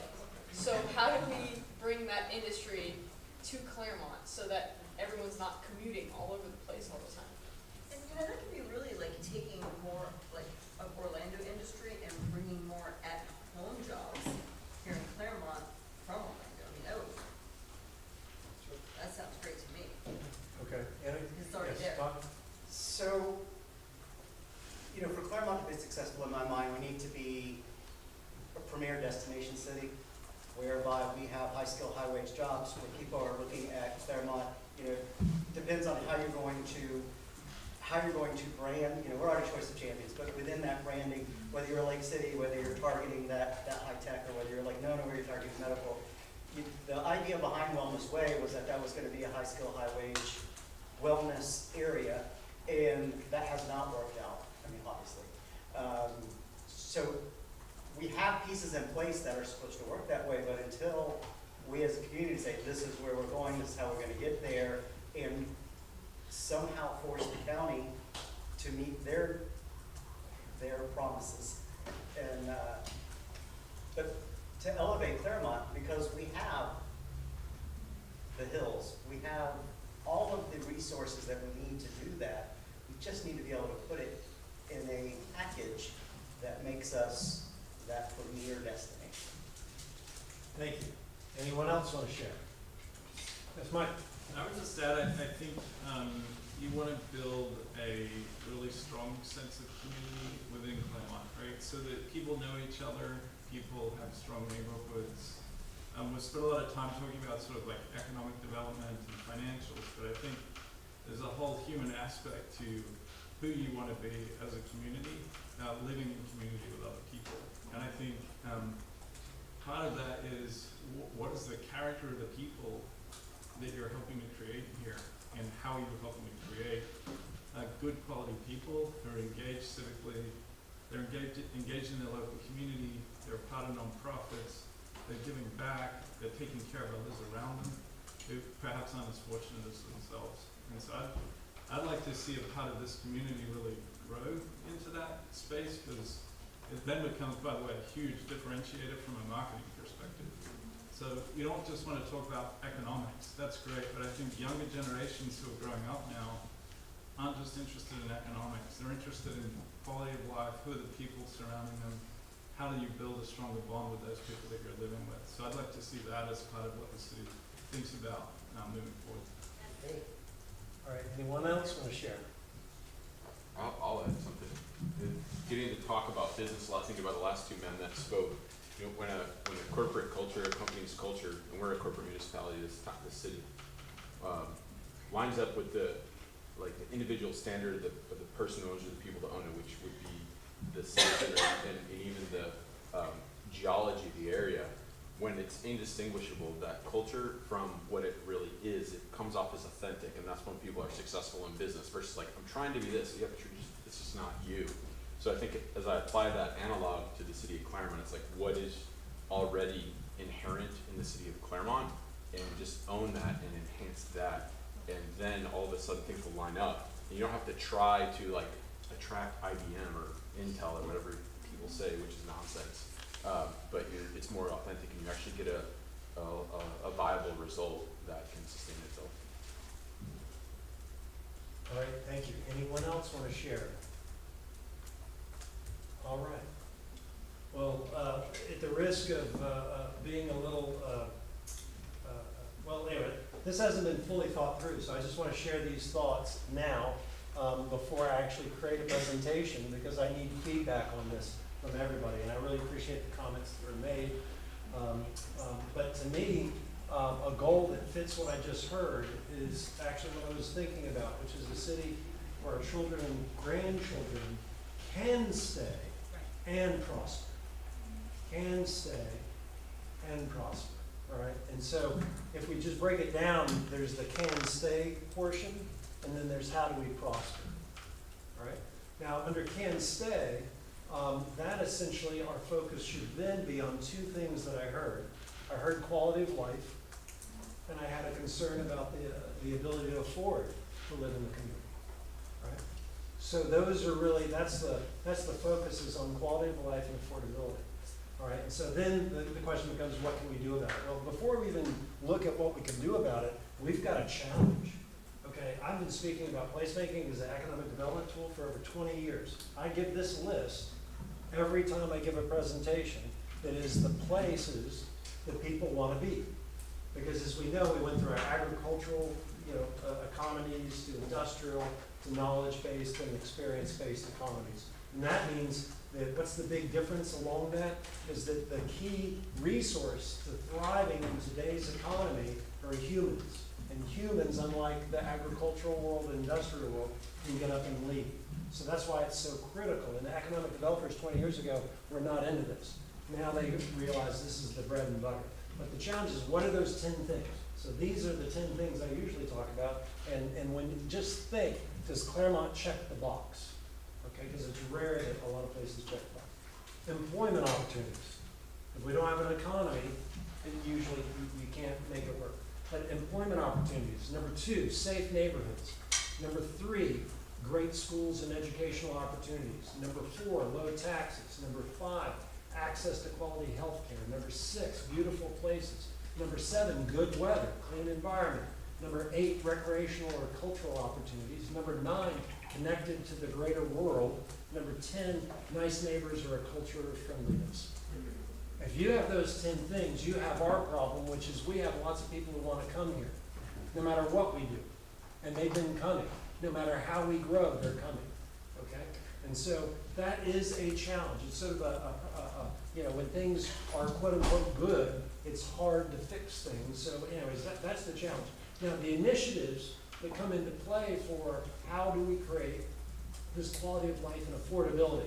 I'm just gonna name some of the potential initiatives for tools that we could help us get there. And by the way, I really appreciate Peter's presentation because it sort of dovetails, like everything else we've been hearing in this comp plan effort, into saying what the obvious answer is. Okay, but the first thing is to understand also that how we grow, okay, has mattered.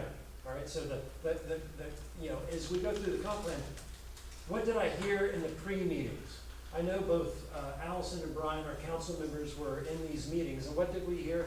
Most of the people in the community don't want to see growth of any sort. Okay, and yet we know we live in a state that doesn't really give us that option. Okay, and so that's sort of off the table. The issue is how we grow. Oh, you're gonna say? Because it's an oversimplification. It's not that people don't want growth. It's that you know, we moved here to get away from what my husband calls tourist hell. Yeah. Okay, now this is twice as bad or more than tourist hell was. When I go to Orlando, I used to hate to go to Orlando because I used to hate to deal with the traffic. Now I hate going because I hate coming back here.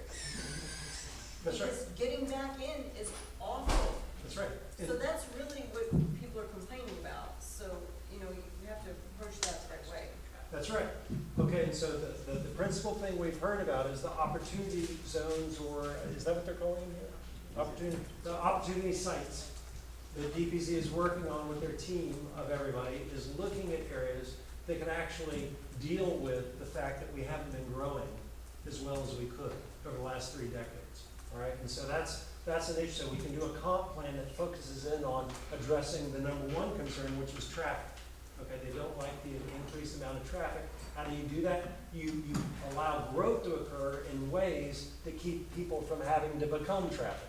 If I don't have to get on 50 or 27, all of a sudden, I'm not really traffic, okay, for most people in this town. And so that's why they're focused on creating different types of neighborhoods and town centers that would actually keep you from getting on 27 and 50. The other thing that has really popped up that I actually think is maybe one of the most important initiatives we can do other than coming up with a good comp plan or something is the Greenways Network. Okay, we have a robust network already of greenways, but if we invest even more into a Greenways network, it will be tremendous in our context, because guess what? It's not like we're coming up with a great idea for how traffic's going to become less. Okay? Traffic is not likely to get better in this community regardless of a lot of the initiatives we do. Part of the reason is because we don't have the opportunity in Florida to go north and south and east and west easy. The connecting roads are difficult because of our environment. But it's easier to connect other ways of getting around town. So I may not be, you know, for example, right now, if you live in the downtown, there's a lot of things you can do without ever getting out on 50 or 27. Not everything, but a lot. But we need more of our community, not just the downtown, to be able to have that advantage. Because it's almost like, because what we want to do as humans, we want to connect with nature. Okay? We want to connect without sitting in traffic. Talk about sociability. How many friends have you made, Mike, while you're driving?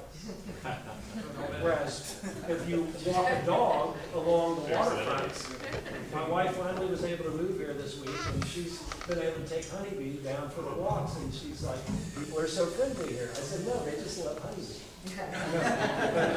But it's a thing. It's a sociable thing as well. So we have to look at these greenways as a really key thing.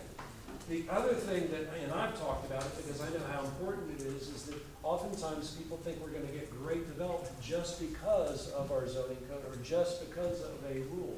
And the experience elsewhere has been that's a difficult proposition. A better thing to do is to create what I call development and design centers. And for those who've been in some of my meetings, that's what I always talk about, is the opportunity to assist the development community and expertise that they may not have. And so the idea is to be a concierge for good development. If we have a vision that comes out of the comp plan, we should make it easy for developers to come in and execute that comp plan. Now, we don't want to make it easy for developers to do things that are against what the comp plan is suggesting, but we should make it very easy. So how do we do that? We provide free conceptual design services at the front. We don't leave them guessing. We want to take what their #1 beef has been is that they have what we call governmental risk in development as opposed to just market risk. Market risk is just, can I build something that the market will buy? Government risk is, can I actually build it? Am I gonna get the permits? Am I gonna get the entitlements? And that shouldn't be a question for the type of development our citizenry demands. Okay, so that's, the development and design center, I could go on these more, but I don't want to. I think it's time for is it a good deal for Clermont scorecard or checklist? Okay, this is a basic idea. I've seen the P&Z folks, you know, Ginny, are there others besides Ginny here on the P&Z today? Yeah, it's Just- yeah. Yeah, CRA. Scorecard checklist, oh my God. Yeah, but the idea is, what happens at the P&Z meetings is they talk about a lot of commonsensical questions that actually aren't the issues that they really have to wrestle with, right? But the idea is we should try to make sure that these big issues that everybody's concerned about are reflected in our codes. As Marina said on Thursday night at the opening presentation, our existing comp plan isn't that far off where our comp plan is moving forward in the future. The big analysis was the disconnect between our comp plan goals and actually the regulatory framework of development. And that's what I hope this comp plan is gonna alleviate that problem. We're gonna get on the same page with it, but at the same time, what should inform our code is it a good deal for Clermont? You know, think about the type of, you know, do we ask,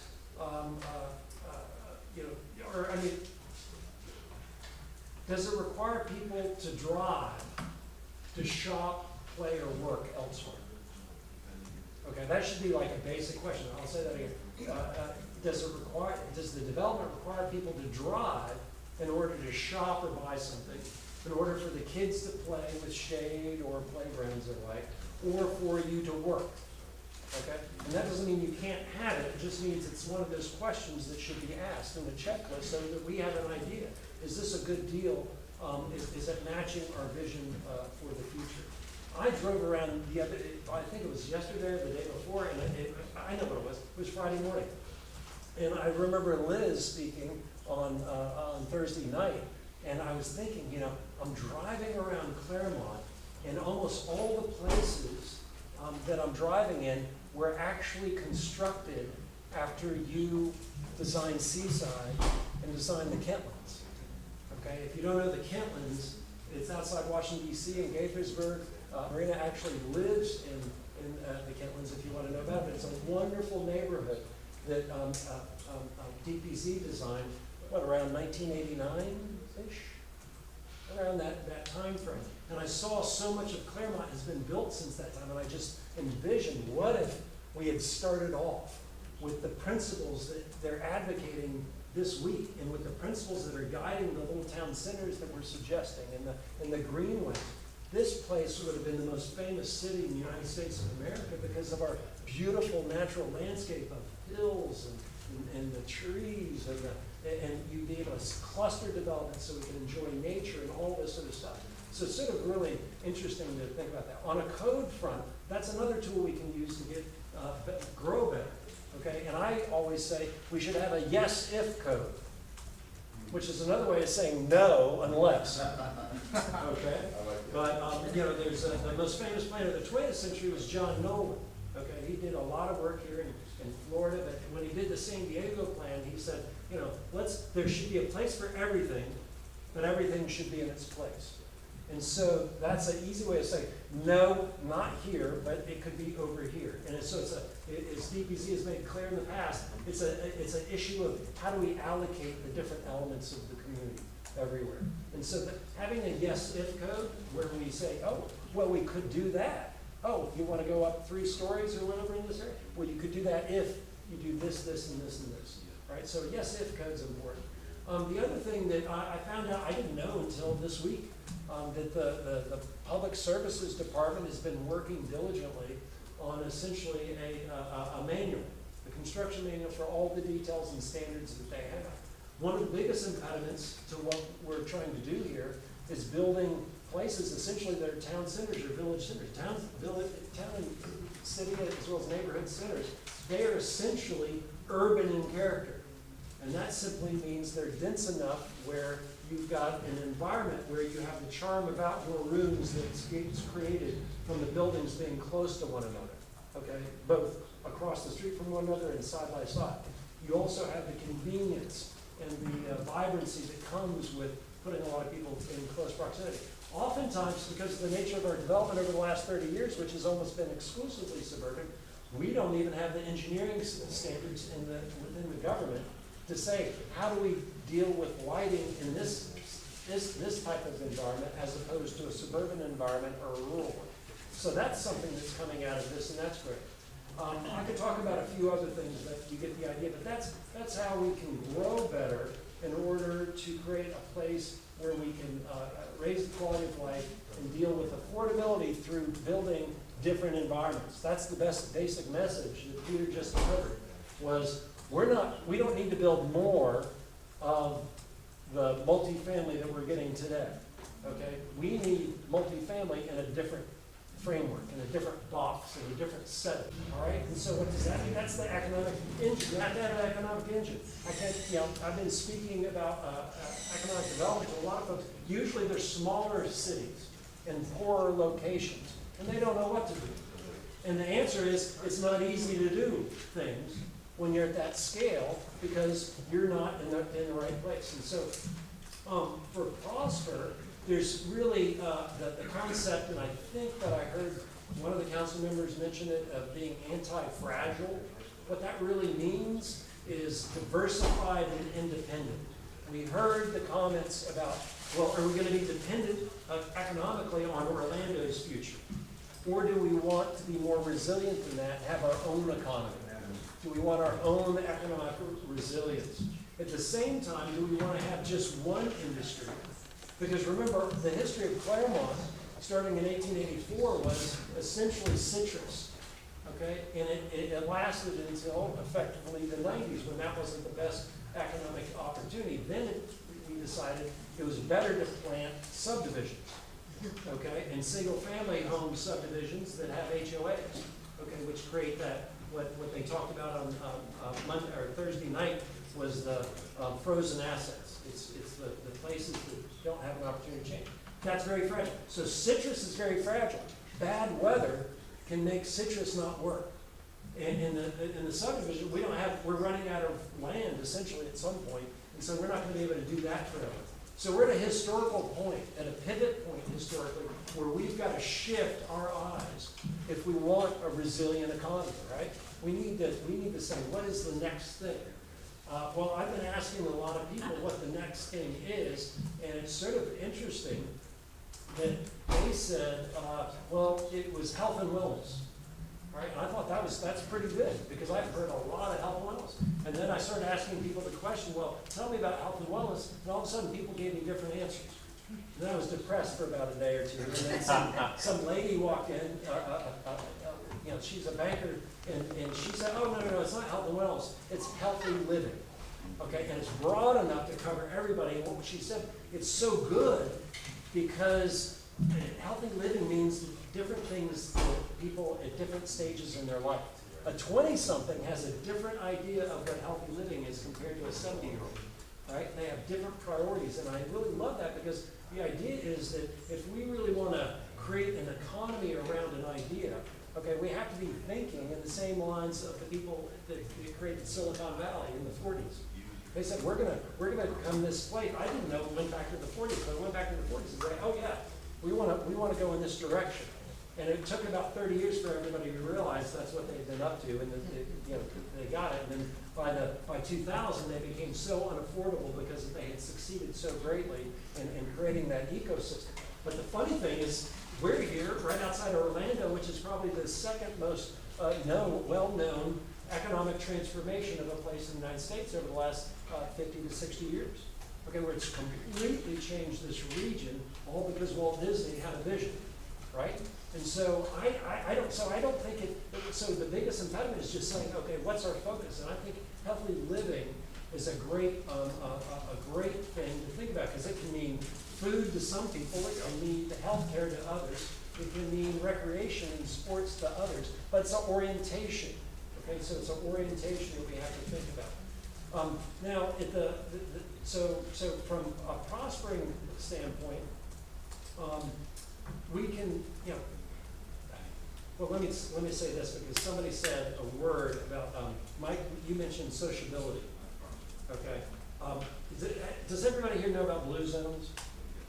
Everybody, okay, everybody knows about blue zones. The big news to me, or it wasn't big news, but it was excitement that they had actually articulated and documented how socialization was a key element of healthy living. And it's completely ignored in most of our healthcare world and in our city worlds. People don't adequately, I don't think, personally, I guess, on a personal basis, I don't think they adequately understand it. And then I better understood it when I met Joe Tomasi at the Wellness Way, who lives out there. And Joe told me, yeah, I used to be a corrections officer. And, you know, I said, and I was when I was in the Army, I was a prosecutor for a little while. And at that time, I really, you know, I thought it was crazy that the worst thing you could do to somebody in jail that we can talk about in public is actually be put in social isolation. It's like, jail's not bad enough. I want to make it really hard on you. I'm not going to allow you to be with other humans. And yet we built our communities to make it easy to not have to run into other humans. And then we were at Wellness, it was actually at Wellness Way when we did the outreach out there that we had the question come up in the audience of, well, you know, today there's a lot of, us versus them thinking politically in the world. And they said, oh, what do you think about that? Okay, well, I'm not really a government guy, even though I have a government job now. So I said, sure, I'll take it on. But what it comes down to is when you're in a neighborhood where you run across, you know, I've lived in a traditional neighborhood development that has all these principles. The DPZ is translating into into the comp plan. I've lived in those communities where people don't agree on everything. Okay, but guess what? They're friends. They know what not to talk about with certain people. If Deb Burlingame's watching right now, you know, Deb, we're not going to talk about certain things in my neighborhood back home. But the thing is you know your boundaries. But guess what? If we disagree, we can disagree somewhat civilly. If I don't know the person, if I'm just typing into a computer on Facebook or something online, it's easy to get it on with one of them. So that sociability is important. So anyway, the blue zone thing I think is actually something we should aspire to. Is that Loma Linda? Loma Linda, I think was one of the only places in the United States. Are you kidding? Clermont should be the blue zone for the United States, and that should be what we should be heading for. We've got so many advantages ready to go for that. Final thing I want to mention is this focus on growing local entrepreneurs. David, sorry, can I just add to your previous comment? Sure. Because I think you mentioned sociability. And we have to, in this group we've done it a lot, but it's really also about reinforcing that the way you occupy the land matters, the way you develop the land matters. That is what reinforces sociability. I can speak to the fact that I do live in Canton, and I know all my neighbors. Not only because we walk the dog, but because the playgrounds are all within walking distance. Kids can walk to school. There's an elementary school and a middle school where the kids can walk to. But also because we see people who move in as starter families or as singles, and then when they have kids, they're buying a house in the community, and then when their kids are moving out, they're empty nesters, and they're staying within the same community. And so the blue zones really emphasizes social connections, and that's really part of allowing people to grow old in their own community where they know their friends and they have their friendships, is also a very important component of that. Yeah, and for those who don't know, the three key elements of blue zones are the sociability we're talking about, passively walking up and down hills, and third is your diet. Okay, so those are the three things. Okay, let's move on. So the other element of creating an independent, diversified economy is really creating entrepreneurs. Okay, and just so you know, this region I found out has all sorts of resources for entrepreneurs once they're like I want to open up my business. We have all sorts of things at the county level where we have great people who are willing to help you. Okay, but the real goal we need is we'll be in a transition period where the real estate will continue to be an industry here, but we need to be transitioning, and the transition means that we have time to grow them. All right, I've told this story many times, but I remember going to a very poor rural county in Georgia. We had to do the comp plan, and I remember I had this great idea. I said, get the 25 smartest juniors in high school. I don't care if they're in public school, private school, get them in a room. We'll get them in a room, and I'll ask them a few questions. And those questions were, number one is, what's the future vision of the town? Okay, and what happens when you ask the smart kids? There's 2 out of the 25 who think there's a vision, and so they're going to guess what it is. But I had to say, no, there's not a vision. I said, has anybody asked you about what the future of the town should be? And they looked, they were like, no. No, the community leaders in the background, I saw their faces starting to look a little nervous. Okay, and I knew where I was headed, and so I was, uh-oh, this is dangerous. Because ultimately I ended up with the question of, has anybody told you what role in the future of the city you will have? And that's where they were, oh. And that's how come I've never done it again in a public setting, is I felt like I was mean. But the truth is, no city does that. And yet they talk about the importance of attracting and retaining talent. And the most talented people in their community, they've never told what role in the future they're going to play. Okay, and so that's a tremendously important thing to think about. Okay, well, what are we doing? And in this place, what just kills me it's a great, oh, by the way, there is the thing, and entrepreneurs are not normal people. Okay, we have a lot of entrepreneurial types in this room, but most of you aren't normal. All right, so you're willing to deal with risk and chaos at the same time, almost for fun at times. Like you.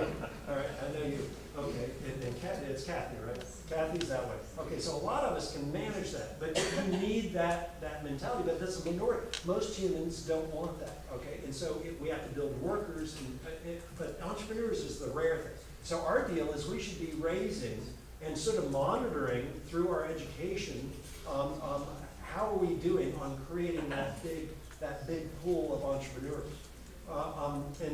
And by the way, Rob Fox is a economist type, and he's the one who educated me on a lot of this stuff. But what it meant was, when I got here, I started understanding the impact of more educational choice in the K-12 system in Florida. And I was seeing it firsthand when I was brought over to parties with people that had 12-year-olds that would look at me in the eye and start talking about various subjects. When I remember the 12-year-olds that were friends of my kids that have now grown, they were afraid to even pick up a phone and call somebody. Okay, and here I was having an adult conversation with people, and I was realizing, oh, well, in that case, they were homeschooled, or they're going through a micro school thing. And what that made me do was ask a lot of people about this, because I lived in an area where most people weren't homeschooling, or they didn't have a private school to go to, or whatever it may be. And what I realized is that I thought back to my childhood. What were the best teachers that I had? I only went to public schools I was in school a long time, but it was always public schools. And so I was thinking about the best teacher typically, and what others would say is, oh, it was a really hard teacher, but he or she was fair. Okay, and what I really didn't realize when I was in school was that they were also the ones that really, really cared. And so I was talking in one of these meetings, and this guy who was actually a developer, and he had 5 kids that they were homeschooling. He said, one of the interesting things I learned about it was that the teaching never stops. Because, it's not like, oh, school's over at 2:30. Well, no, it was like, I'm training this person to become a great citizen in the future. And this builds a level of confidence and communication skills and work ethics and values and other things that's really powerful. So I see the workforce, when right now in conventional economic development terms, people look on workforce training and the like. What do the employers really want? I asked the employers in all these meetings, what do you really want? They want somebody with a good work ethic, so they want them to work hard. Okay, they want somebody with good values because they want to be able to trust them to do, to represent them. Okay, they wanted somebody who, they didn't say, yeah, I really need somebody who got an A in trigonometry. Okay, no, what did they say? They want people who know how to think. Okay, they want people who can identify issues and stuff. So it's how you think, not what you think. And so it's not, the big difference is, are you teaching to the test, or are you teaching to somebody to become this entrepreneur, this great person? You want people who are, physically active. You want the communication skills. So that, when you combine it with all this educational freedom, and this is gonna be something that I feel like we'll be able to work on a little more, is also sort of marry it with incentives for people to encourage aptitude testing, okay? Because that's another problem, is we try to keep a lot of people away from what they're really good at until they're old. It's like you have to go through your complete educational journey, and then we'll teach you how to be an entrepreneur. When I grew up, what did I read about? I read about the titans of industry. The titans of industry talked about how they were they were delivering newspapers when they were 8. By 10, they were sweeping floors of somebody's business. By 12, they were mowing yards. Whatever it was, they were learning to be an entrepreneur at a very early age. And so I think that we can actually build quite easily and cheaply the workforce of entrepreneurs that will be the economic engine, that will create that diversified economy, let's say 5 years out. And that's when we really, really need it. So anyhow, any thoughts, comments, concerns? It also means, I think we're surrounded with some case studies, and I know that we've taken a couple trips to Seaside, but, in our much more immediate surrounds and populations that are probably more closely related to maybe not our population of our whole, but we have all these populations. So, Celebration is a case study in walkability, which is very close by. Winter Garden is a case study in growth and downtown revitalization. Mount Dora is a study in keeping out the chains from the downtown area, but allowing them outside. And the Village's wild success, I think, is a study in sociability. Now, I may not want that kind of sociability exactly, but it's a tremendous success, and that success, I believe, is all based on sociability. Yes, they fostered it intentionally. Yeah. In the creation of the clubs, right? So all that, I'm just saying, all that is in our immediate surrounds, we can study those. By the way, let me ask the question that's the opposite. What places do we want to avoid being? Are there places in the region that we can say, we really don't want to go and become the next? Is anyone willing to say that? West Palm Beach. Pine Hills. Oh, yes. Pine Hills? What did you say, Valerie? Oh, he said West Palm Beach. Oh, West Palm Everybody Beach. says Pine Hills. Oh, I'm sorry, what? No, somebody said Pine Hills. Everybody says Pine Hills. Pine Hills. So that's the place of, It's why just would we want a to? section of Orlando. Oh, it's a section of Orlando? Yeah. Okay. It was the first one to Downtown follow Orlando Orlando. actually has a great sense of community. I'm surprised all those little old homes all around Orlando, they have a tremendous sense of community, and a large, it's just built, I don't know, amongst their neighborhoods, and they've got activities at Lake Eola and whatever, but they have a tremendous sense of community right there, even more than we do. You think in the city, everybody's like isolated, but it seems to me those people have a much greater cohesion and sense of community than we have here. And why do you think that is? They're just out. That's right, and so that's what design can do, okay? We can design it to be a pleasant place to be out, because that's where you socialize. But in your subdivision, there's really nothing else to do. That's right. So you have no sense of community with the people who are around you. You're not out in the street, you're not walking around, you're not doing anything. And I think that's why those downtown communities have a much greater sense. Right, but what I'm saying from a design perspective is that you have to realize that how have we designed our subdivisions here? We don't have any streets in there. I've almost seen 0 streets and only alleys. There's alleys everywhere where all you do is you turn in and you go immediately into your garage. And so you're not going to meet a lot of people if you just hit the garage door button and getting in and out. But if you have a beautiful street, we have some beautiful streets here in Clermont where people want to get out. They want to walk around. They want to do those things. But that's a choice we make about how we grow our communities. And most people say, oh, well, no, we can't afford to have a street. Okay, the developer says the numbers don't work or something along those lines. And it's simply not true. Remember, it's a value proposition. And so long as we build alleys where nobody wants to walk because there's no shade. They may have sidewalks, but if I have no shade, that means a certain amount of the year, I'm not even gonna bother doing it. If I have no place to walk to, I'm not gonna go, okay? If it's not safe, if it's not interesting or beautiful, those are all the different tools we have to design places. And so I live in a place that was designed like that, and the hyper-sociability is crazy. I have to allot more than 30 minutes, or I did when I lived there, to go get my mail. Because it would be a 5-minute journey, but you're gonna run into probably 2 people along the way that you probably haven't spoken to in a month. That's okay, they have a lot of those acquaintances. That's what Publix used to be here. That's what I always say. Days. Oh, was? You need an hour to shop and an hour to say visit hi to with people, people. so you weren't rude to them, so you needed 2 hours. When the Publix was right here? No, well, yeah, I'm sure it happened here, but in the various places it's been, but because we were a smaller community, you always ran into people that you knew and you always had to have a visit. I will say, downtown area, I think it's attracting more and more of our local people, which to me is the most desirable, rather than just visitors, because they're getting more opportunity to know their merchants and know each other and socialize down here. And we will always refer that when people visit the community, they say everybody's so friendly. These are the things we want to continue to build on, to make this area more and more, just to build it out more, so that not up necessarily, whatever, but to make it so more people can enjoy this downtown lifestyle and getting around this way. Yeah.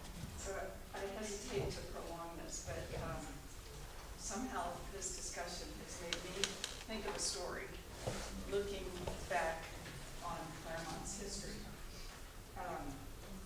Because at the end of the first presentation, someone came up to me and said, "This was so interesting because we never knew, I never knew how we got this way, why we are the way we are, meaning the community, the place."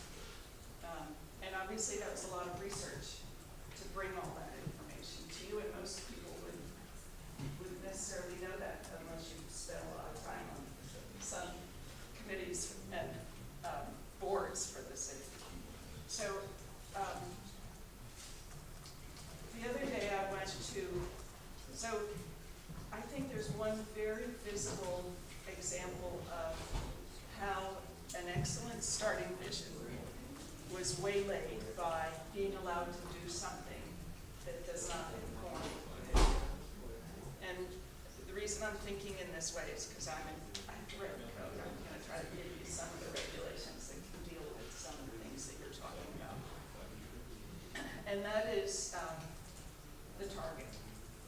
So 2 years ago, we did a master plan for the state college. And we learned about the doctor who brought the hospital there and had this vision of healthy living.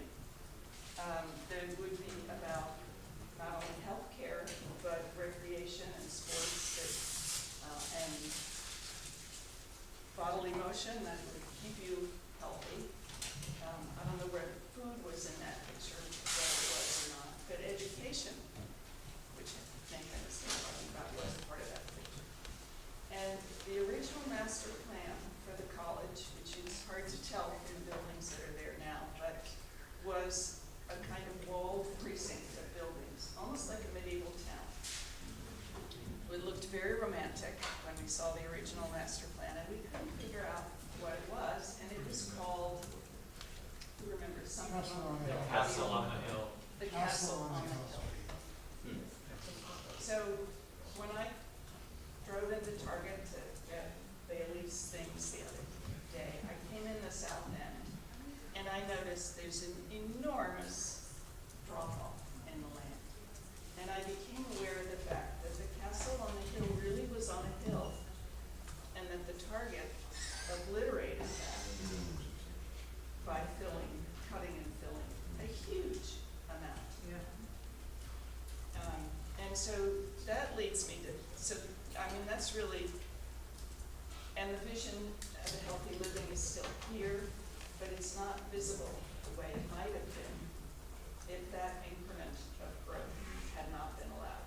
Because you're talking about small is beautiful and how to prevent overly large things from taking over, including the business life in town, or us old timers also complained a lot about the hills being taken away for construction. And so, I think that's one thing that maybe we will run by you in the next few days, is whether we can control that scale by controlling the topography, so that it's not as fungible as it has been, and really even the size, not only the size of work on the topography, but the size of development. One thing, real quick, because Joe's presenting in 45 minutes, and it's a very compelling presentation. But I just want to encourage people who are here to just please take the time to come and give us your thoughts about Clermont and where is your happy place. Right. Please don't leave before you do that. One final note, we'll wrap it up. So do the happy place, but the other thing to remember is that I was blown away 2 weeks ago when I actually got the 68-page document that was the initial brochure for the city of Clermont. How many of you have read the treatise by William House, our town founder? Okay. Yes. 1884. 1884. You know what he was selling? What? Healthy living and education. It blew up. Obviously, the citrus was the industry, but he said, come here because this is the healthy place to live, and it's the perfect place to educate your children. So, some old ideas are good ideas. Anyways, thank you for your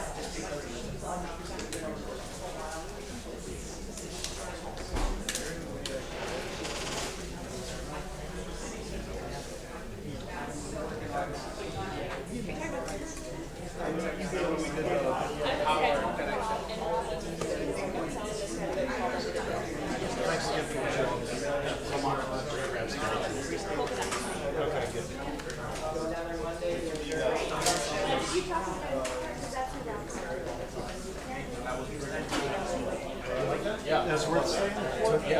You were my audience. Because I was like, man, if he's staying extra time. Yeah.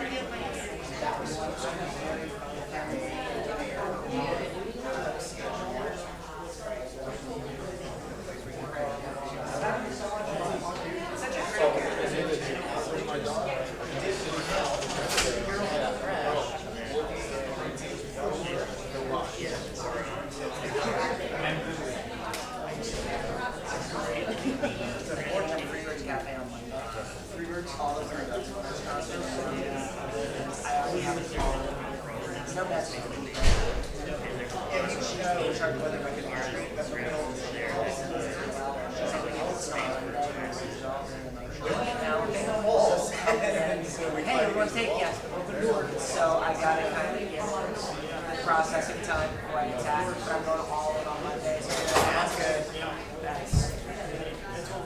Yep. That's it. No pressure, but I wanted to give them the time to not, because they're in their feelings, I'm sure. So, hey, what's going on? Hey, Zane, nice to meet you.